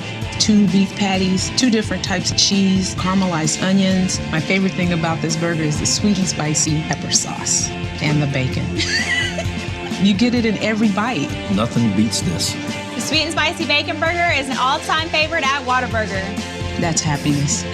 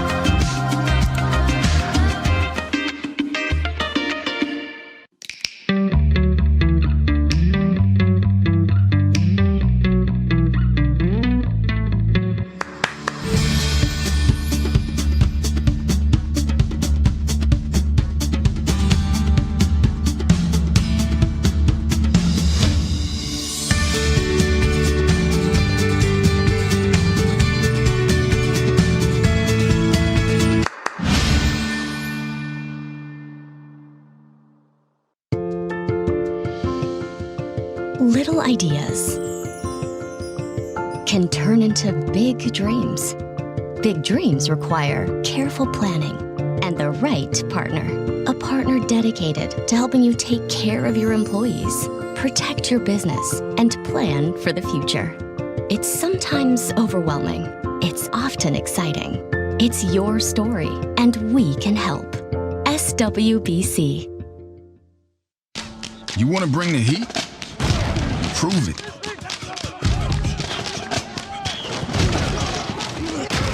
With carbs to help fuel muscles. And electrolytes to help replace what you lose in sweat.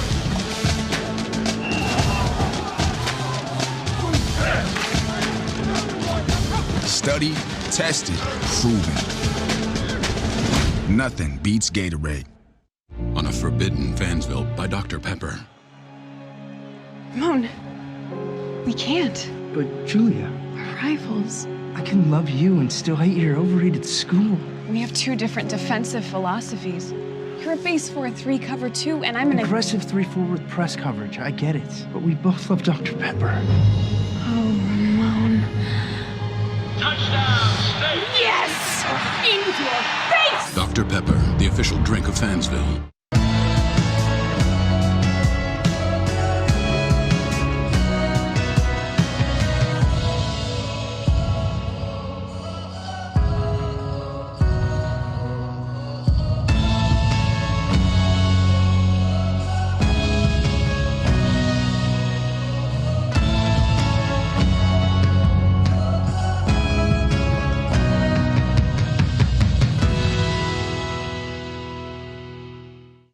Hey, football fans, check this out. It's called FanTag, the easiest way to get video highlights from all of your games. As a parent, I know the value of capturing our kids' special moments on video. FanTag makes it easy to relive a memory or share it with family, friends, and recruiters.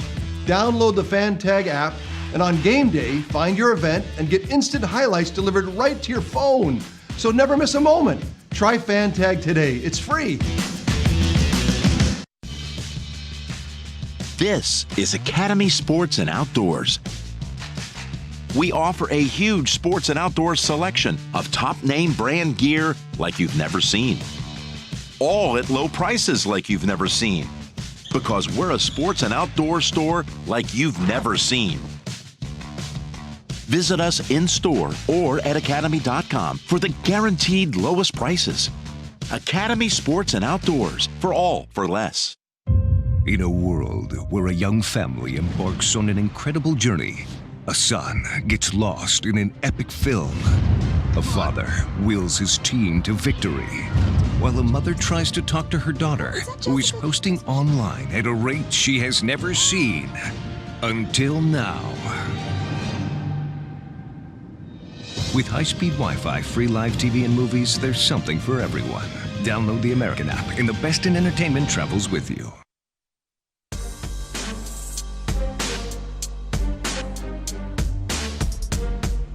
Inside the beautiful Star in Frisco, the atrium where Jerry Jones announced earlier that Gil Brandt will be entering into the Ring of Honor for the Dallas Cowboys. And we're live from the Dallas Cowboys headquarters, just down the hall from that atrium here in the podcast studio, SWBC Mortgage Studio. Glad you're with us here on Whataburger Friday Night Stars. 30 minutes remaining in Week 10 of Texas high school football coverage. Kyle Yeomans, Heckma Harrison, Zach Wolchuk, and Eric Chiafalo. Glad you're with us, whether it be on Twitter, on Facebook Live, YouTube, or Vimeo. Glad you were with us. New time change. It's been a lot of fun, though. Friday Night Stars overtime rolling right along. And Zach, talking about rolling right along, how about your Plano Wildcats, brother? Let's talk about those Wildcats as they get another big win, a dominant win over a good Boyd team. Debatable on the good Boyd team part, but yeah, 39-10 win for Plano. It's their third straight win. They've now beaten East. They got a big win against Jesuit, and now they've beaten McKinney Boyd. So they're knocking off some teams that they should defeat. Obviously, the East game was a little bit of a surprise, but we've talked about it. They're using Kyron Cumbie, their best offensive weapon, any way that they can, whether it's through the backfield, in the air. Kyron Cumbie tonight, a final stat line that was pretty solid in terms of touchdowns, if you ask me. At 14 carries, 73 yards, a pair of touchdowns rushing, and then 2 more touchdowns receiving, 3 catches for 85 yards. So 4 touchdowns for Kyron Cumbie. He was Plano's offense. Defensively, they forced 2 turnovers, pair of interceptions for Plano in this football game on Christian Ziegler, the McKinney Boyd quarterback. So, Plano, they did what they had to do. They didn't turn the ball over. They forced a total of 3. They ran the ball effectively. You look at those total yards, and it's been chunk plays for Plano. We talked about it coming in. Their last 2 games heading into tonight, they were averaging over 8 yards a play offensively. That's been the difference for them. They've played solid defense, but they've found a way to hit home run plays. They improved to 5-4 overall, 4-2 in districts, and they are one step closer to clinching a District 9-6A playoff spot. Well, they got a big test coming down the pipeline versus Prosper, and Prosper's going to be looking to rebound from their game tonight versus Allen. Yes, they are. So the Plano Prosper game has just gotten heightened by like 4 or 5 notches. It has. So we'll be watching for that one next week. Will we have a pick 'em with that one? We can if you want to. Let's go. Should. I'm glad I had Cumbie and McGowan in my starting fantasy lineup this week. So You probably it was just a huge week for me this week. You probably won outstanding running back plays right and there. looking to that game next week with Prosper, though, I mean, Prosper, it's probably going to take them maybe a couple of weeks to rebound after that loss to Allen. We've seen is that what happened? That's what a loss to Allen will do? You're post-coital for like 2-3 weeks. For you're like, okay, wait. All right, I'm good now. I'm good. And they've benefited from that once already with Plano East. East gets absolutely. They play Allen. Their undefeated streak is evaporating, and then here comes Plano, and East plays down. Plano has maybe their best game of the season, and now they've gone on and won 3 straight because of it. So that's a benefit playing Prosper after getting whooped up on by Allen. Plano's going to send a gift basket to the schedule makers, I think. I don't think so. Prosper's a different team altogether from Plano East, so I'm just telling you, it's going to be a good game next week, no matter how you look at it. It's going to be a district I'm excited. matchup. Two and potential playoff teams. Yeah, they have to. Plano has to win next week if they want to punch their ticket. Yeah, them and McKinney right now are clawing their way for that extra playoff spot. And you mentioned that Allen-Prosper game. Allen, of course, dominating this Prosper football team that we thought, hey, going into it, maybe gives a little bit of a challenge. Brian Sutcliffe maybe thought that there was going to be a little bit of a challenge, but once again, Allen rolls big, and just another unbelievable output from the number one team in the nation. Really, it's what it seems like, because Allen is just rolling through everybody right now. Well, they end up getting another big time blowout win over the Prosper Eagles. Guys, is there any surprise here? Yeah, I mean, it surprises me that no one can, with all these coaches that have coached all these years, that they can't come up with something that can stop it. I'm surprised. You look at film, you got all these stud guys. You're lifting all those weights, you're running all those gassers, and you go into this stadium to Allen Stadium, and you just throw up a dud. It's sad, really. Amazing to me. I mean, you've got a Prosper team that's a good football team, as you just talked about. I mean, they came into this one 7-1. Now they're 7-2. They thought they had a chance to come in and play with Allen. Well, they didn't know. They were coming up from 5A, their first year at 6A, first time these schools have played since 1969, and they were down 40-14 at half. I mean, now they understand what the rest of this poor district has been dealing with now for the last 13 years with Allen. And I don't want to be the guy to hate on Allen, simply because when you look at these guys, and there are so many teams in the Metroplex that have a lot of athletes, they're talented, but you have to have the personnel. You have to be able to execute it. You have to do it in practice and that it happen out on the field. And they're doing it. I mean, and they are beating teams handily. And even when they come with their second group executes just like the first group. That's so the thing, you know man. what I think it is? It's a little Allen fatigue. Like they're just always so good. You just wonder why. Who is the team that can finally go ahead and knock them off? It's happened sometimes in the playoffs where they've met a Westlake or Lake Travis, or they stubbed their toe against Rowlett several years ago in the first round. But this year it does look like in 6A, maybe the Duncanville Panthers have the lone shot out of the area to beat Allen. Yeah, and right now it's because of that defense for Duncanville, which we'll talk about coming up here in just a little bit. But going back a little bit, Wiley and North Garland, we kind of alluded to this game earlier. North Garland was up 12-10 in this ball game. But how about Wiley and the Pirates? Heckma, you challenged them earlier during Friday Night Stars. Now that we're in Friday Night Stars overtime, oh, look at that fingertip catch from North Garland to take a lead early. But Wiley ends up with this ball game, 18-12, in an impressive output. They score 8 in that fourth quarter, and the defense holds strong. And really, you got to chalk it up to Farrington, the quarterback for Wiley, 232 yards, 18 for 31, and 2 touchdowns. That one touchdown in the fourth quarter being the difference. It was a defensive ball game for both teams, but a big-time play there and a big interception from North Garland. But an impressive win for Wiley because they kind of needed this. We talked about them being an up-and-down team throughout the season, and they were able to get a big-time win at home. Yeah, and that eliminates North Garland from the playoffs. Yeah. So that's a shame because Garland, they had a lot to play for tonight, and for them to lose like that towards the end of the game there is tough. It was just, it was really a sloppy football game. We knew coming into the game, both of these teams didn't really score that many points. I mean, they were both averaging somewhere around 25 points a game. Neither of them can even score 20 today, and credit to the defense, but the offenses just struggle. I mean, each team had over 3 turnovers, and North Garland with 4. I mean, listen, anytime you have 4 turnovers in a game, you just can't expect to win. Only 62 yards rushing. Wiley comes out there. They capitalize on the turnovers. They were pretty sloppy as well, but they do just enough to win the game, and now North Garland is not going to make the playoffs. Sad night for the Raiders. But for Wiley, they're in. Wiley is in now because they won, and Rowlett beat Garland Lakeview. Garland Lakeview, excuse me. So Wiley's in. Congratulations to the Pirates. They found their way to get on in there. And again, I mean, we know kind of what they are. They've got a big receiver in Donovan Ollie, and then they've got Rashad Dixon. Offensively, that's pretty much it. If they can play some decent defense, which they did tonight against a North Garland team that struggled on offense, they've got a shot. Yeah, man, and Dixon on the ground is a handful, and then if he can pull off games like tonight where he's throwing for 275, that makes them much more difficult to stop. But still, they still struggle to put up the points even if they get the yards. That's the problem with Wiley is that they rely so much on Rashad Dixon to get them going, and once he's not, everything else kind of sputters for them. But a great win tonight. Yeah, and let's stick with District 10 6A with Rowlett and Garland Lakeview Centennial. You talked about this, Zach. Because of the Rowlett win and what they were able to do over Garland Lakeview Centennial, it does push Wiley into the playoffs. However, Rowlett's starting to get back up to speed after they dropped a game to Wiley earlier in the season. And so this Rowlett Eagles starting to find some rhythm there, and they end up with a big win today. And they now have a big district championship matchup on the horizon with Saxe next week. So how about this? It's almost just like a little gift from the football gods. We've got a crazy amount of games that not only have district title aspirations coming up next week, but also, of course, to make it to the playoffs. We've talked about Plano Prosper, Cedar Hill, DeSoto. Now you add in Rowlett and Saxe, Denton Ryan and Birdville. I mean, it is just crazy the amount of games that we have to close out the regular season next week. Yeah, when you look at it, and there are those other districts that we call the District of Death. When you have teams like this and you have, those different schools that are in those same areas playing well, like Rowlett, like Saxe, look, it's going to be a big ball game. But, guys, in tonight's victory, you got to give it up to the Rowlett Eagle defense because they really showed up tonight. And man, they pitched a shutout, even though the Patriots did score 7 points. But other than that, they had nothing.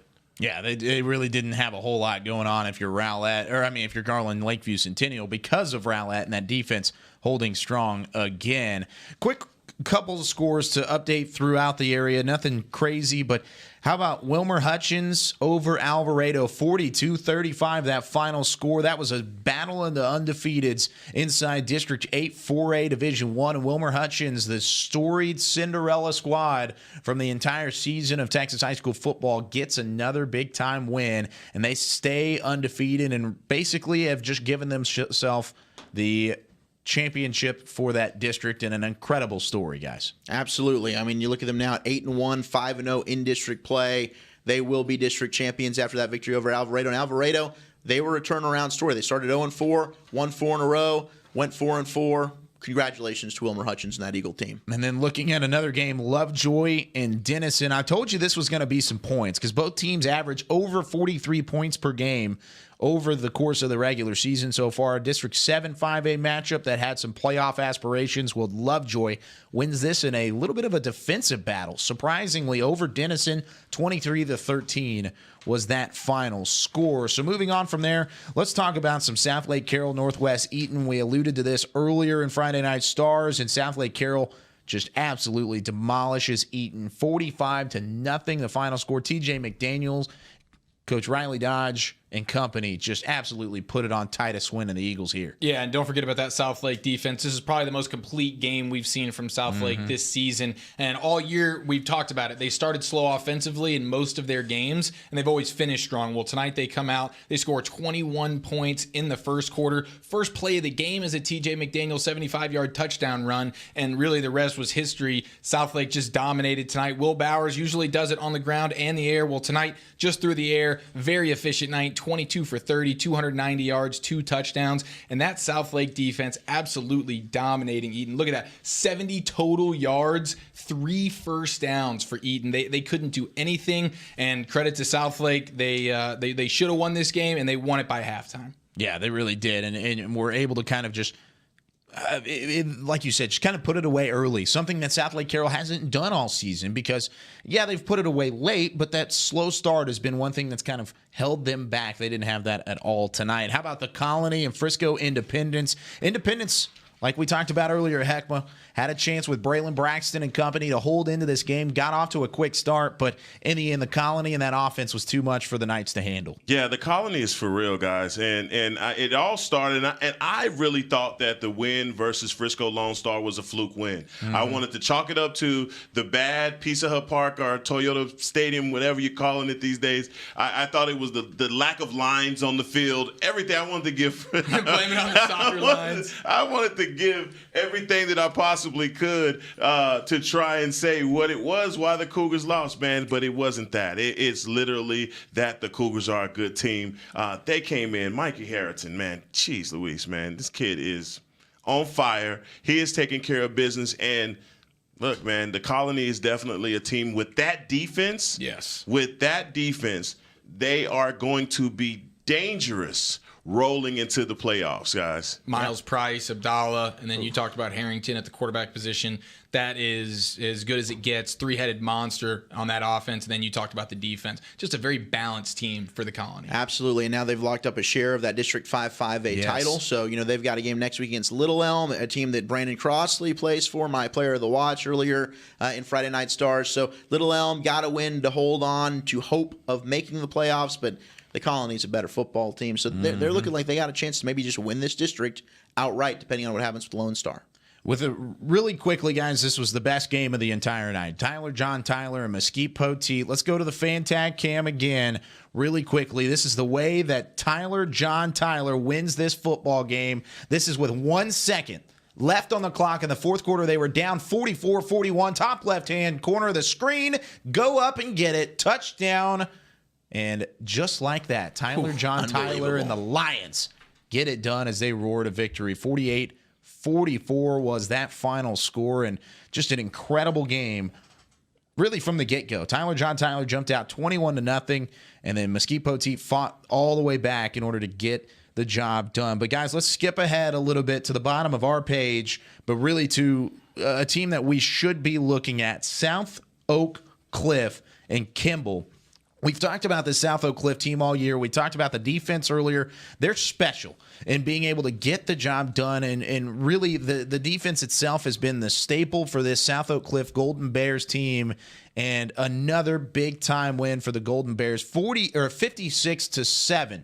The final scores, we look at some of the highlights from this game, and we've got head coach Jason Todd from South Oak Cliff on the phone. Coach Todd, thanks again for joining us here on Whataburger Friday Night Stars. And, Coach, we're trying to be advocates for your program to get a little bit more recognition. You're kind of under the radar right now, but is that the way that you want it as a program? Because you're just tearing up teams.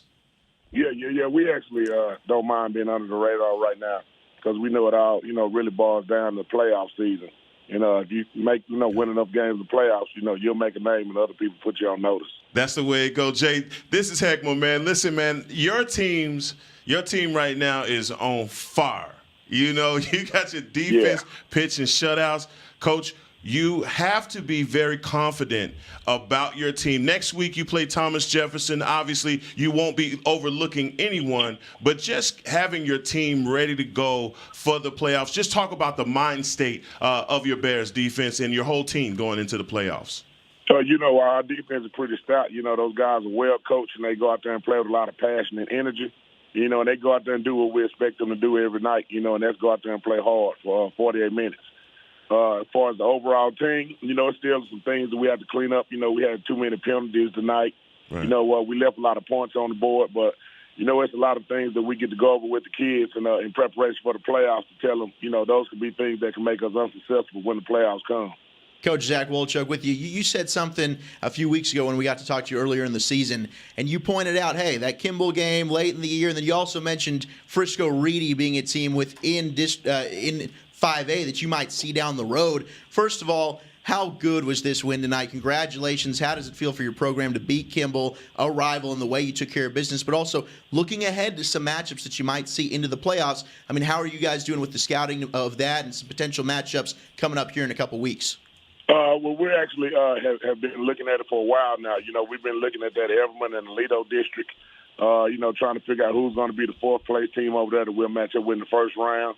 We also know that we've been kind of watching a little bit of Love Jordan, a little bit of, I believe it's Kaufman. And we know, if we're lucky enough to make it to the third round, we know who will be waiting at the third round to be the Lido Bearcats. And we know after that it could be a Frisco Reedy in the fourth round. So, what we're doing is we're trying to just take care of South Oak Cliff. And then if we do our part with ourselves, everything else will fall in line. Coach, you mentioned the penalties, and you guys had 20 tonight for over 200 yards. That's pretty astounding there. But I've been curious, and I've been wanting to talk to coaches about this, just in general. When you get teams, maybe one year you have a team that gets penalized a lot compared to the next, there's almost no rhyme or reason for it. What do you do as a coach to try and prevent that? What are some tactics that you can do, and how much do you take that as a coach and say, this is my fault, and how much is it just kind of like, this is just random? We actually had some penalties, that were coaching errors, and I'll put that on my shoulders 100% as far as with some substitutions and things like that. Some of the penalties, also came from kids just giving 100% effort, and sometimes maybe blocking in the back or, maybe just going a little bit too hard because we got a couple of penalties for being too aggressive at times. So it's what we do. We penalize the kids, we go back and practice, and, for those penalties that we deem were unnecessary and cost the team, that player and the whole entire team has to, has punishments and different drills we do, to try to get that out of the way. Gotcha. Gotta love Sure, it. that's never fun. Coach Jason Todd and the undefeated South Oak Cliff Golden Bears. Coach, thanks so much for joining us here on Whataburger Friday Night Stars. Good luck next week, but congratulations on the win this week. Hey, thanks, and thanks for you guys having me tonight. I appreciate it, Coach. Congratulations. Yeah, a lot of fun getting to talk to Coach Todd after a win like that, and you could tell he's a little frustrated on the penalties because that's a lot of penalties to get a win. That's quite a few. He yeah. said that they left points on the board. He's very self-aware. Coach Todd, I love the guy. Like he literally, he knows exactly. He's got everything worked out. He knows, all right, this is who we might play down the line. I mean, he said it when we first interviewed him. I think it was week 2. Yes, all right, he did. our district's not very good. Our next game will be against Kimball. Well, yep, here you go. Here's Kimball. We ran them out the building. All right, so what are we going to do? We're looking at who we might match up with in the first and second round. We'll beat them. We got Alito round 3. We got Reedy round 4. We're going to worry about us, but we know exactly who we're going to end up playing. Yeah. Most of these roads to the state has the same landmarks, and so he knows what they're going to be. Like you said, Alito's going to be waiting right for him in the third round. I love that coaching philosophy, though, because you see some coaches are like, we're 1 week at a time. We're not looking ahead. We're not doing this. He's like, no, man, I know the teams we got to beat. I know when we got to beat them, and we're going to do it. Yeah, definitely. You look at the coaching, and it's fun to see that when you get a win like that, but you've also got some work to do heading into the next week. And Coach Todd definitely knows what they have to do to get to that point where they want to be. I'm going to run through some of the scores really quickly for some of our prediction games. Euless Trinity over Abilene 34-16, a game that we all picked Euless Trinity. 49-14, Arlington Lamar dominates Arlington Bowie, a game that we all picked Arlington Lamar 08. No, we did not. Zachary Wolchuk, you got that one wrong, buddy. Unfortunately. Jack Dawson's the man. 28-7, Ennis over Corsicana. I was the only one that picked that one correctly, so take that, all three of you guys. Proud of you, bud. Thanks, I appreciate that. Another big-time win, Duncanville over Richardson, 65-7, and Mansfield hung in there with Cedar Hill, but they do fall 10-7 to the Longhorns on the road. And we've got one more game we do want to get to after that South Oak Cliff game. We just talked about it. How about Highland Park and Lancaster?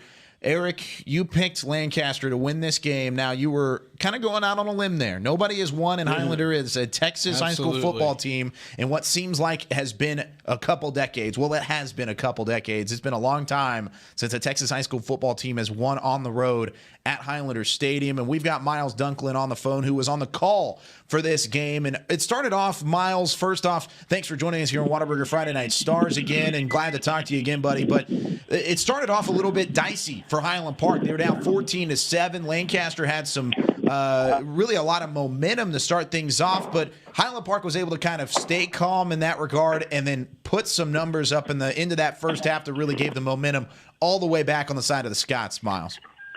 Yeah, Lancaster has some unbelievable athletes. I was blown away watching the film with how many different guys they have that can score from all over, and they showed it in the first quarter. But after a 70-yard run by Bradford late in the first, Highland Park completely dominated on the defensive side of the ball.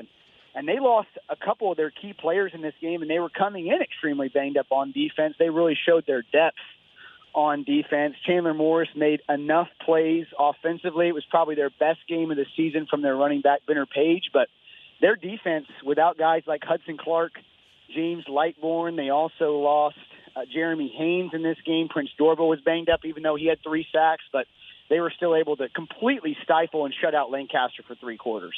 Miles, Zach with you, and I'm so glad that you brought up that Highland Park defense, because I think when you look at John Stephen and Chandler Morris and some of the high-profile offensive players that have come through the Scots program, people overlook just how dominant that Scotty defense has been. And you look at 2 years ago, a big reason why they won state, obviously a great defense last year.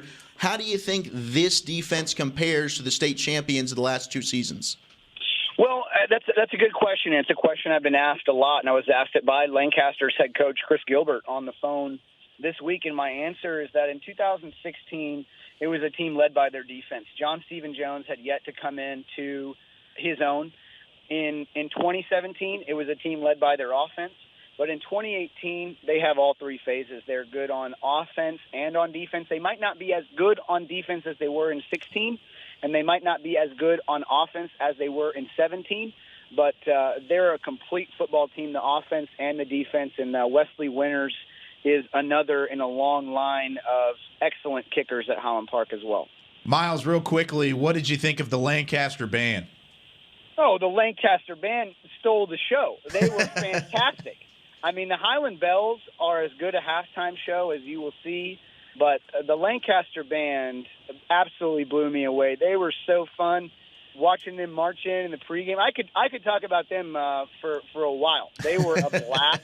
That's awesome. And they even had a little, maybe like a 6 or 7 year old out there dancing with him, and he stole the show as well. Wow. They were great fun. Wow, that's crazy. In high praise, of course, because the Highland Bells are about as good as it gets Texas high school football, and you're saying Lancaster kept up with them. High praise for that Lancaster Tiger band. But overall, Miles, thanks for joining us. Another big win for Highland Park, and they've got a pretty tough test next week with Mansfield Timberview, but wrapping up their 51st district title in program history. Absolutely unbelievable. Miles Dunklin joining us here on Whataburger Friday Night Stars. Miles, thanks so much. We'll talk to you next week. Yeah, thanks, guys. There he goes. Miles Dunklin, always great to talk to him about Highland Park. So much knowledge there. But, guys, we got about 5 minutes left here on Friday Night Stars overtime. Zach, what are some of those 6A scores that we failed to mention throughout the course of the show? All right, rapid fire. We are going. Louisville was able to beat Hebron. We didn't spend a ton of time on that game, but a big win for Louisville. Huge win. Big win, no doubt about it. And Hebron, a big loss. They had a chance to clinch a playoff berth with a win. They fall short of that, 27-21. Louisville, the final there. Irving Nimitz beat Irving 31-21. Keller Central over Keller Timber Creek 17-14. McKinney beats Jesuit 24-14. So McKinney holding off Plano for clinching a spot. McKinney's still alive in District 9-6A. Wiley, we talked about, got a win over North Garland 18-12. Plano East all over Plano West 51-17. Saxe stays unbeaten in district play with a 55-0 win there over South Garland, We know about Carroll. The big upset in 6A, Byron Nelson, 35-21. They upset Denton Geyer. That's 2 years in a row. They upset him in the playoffs. Huge. They upset him in district play this year. Big loss for Denton Geyer. Not one a lot of people saw coming. Trinity over Abilene, 34-16. Duncanville all over Richardson, 65-7. Arlington Martin, 51-7 over Fort Worth Paschal. North Crowley gets a win, 55-6 over Fort Worth Tech. Holtum stays undefeated. Michael Black, another good game, 49-14 over Hearst LD Bell. Cedar Hill over Mansfield, 10-7. Lake Ridge of Mansfield, a 41-0 shutout win over Grand Prairie. Horn gets a 56-0 win over North Mesquite. Lake Highlands, 49-7 over Molina. Waxahachie came back against Summit, but they fall just short, 34-28. They get the victory there. Yeah, big-time 6A matchups. The Geyer one, definitely huge. Huge Byron shocker. Nelson beating the Wildcats there. Eric, what are some of those 5A scores? Yeah, Denton beats Carrollton Newman Smith 36-14. Carrollton Creekview 47-6 over RL Turner. And then Lake Dallas, Depper Schmidt got it done 21-16 over Denton Braswell. And then we come down here and we got the Colony. We know about their win over Frisco Independence. And then Tyler John Tyler obviously winning on a Hail Mary over Poteet. Wiley East falls to Texarkana, Texas 35-19. Burleson Centennial 49-22 over Arlington Seguin.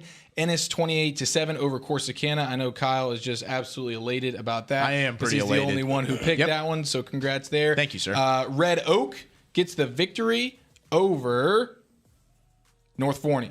And actually, Red Oak over Spruce 55-0, and then Woodrow Wilson 60-0 over Sunset. Well, there you go. 4A and other scores. Hackman, get it done. All right, Wilma Hutchins beats Alvarado 42-35. We already know about Argyle and Anna 43-17. Melissa beats Sanger 68-7. Also, Life Waxahachie loses to Midlothian Heritage 49-20. Madison beats Life Oak Cliff 56-14, and Sunnyvale beats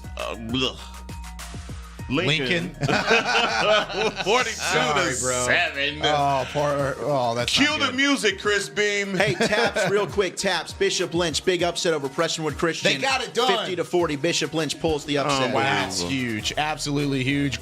Another great week of Whataburger Friday Night Stars. Week 10 is in the books. We've got one more week of the regular season. Be sure to join us next week, 5 o'clock to 7 o'clock on Friday night. Then from 9 to 11 that night as well. Glad you were with us throughout it, whether it was on Twitter, Facebook Live, or on YouTube, or on Vimeo. For our awesome crew in the Star here in Frisco, for Chris Beam, for Chance Williams, for Matthew Kent, for Frank Garner, and then for, of course, our guys here at the Dash. For Eric Chiafalo, Zach Wolchuk, and Heckma Harrison, I'm Kyle Yeomans. Thank you for joining us here on Whataburger Friday Night Stars, and we'll see you next week.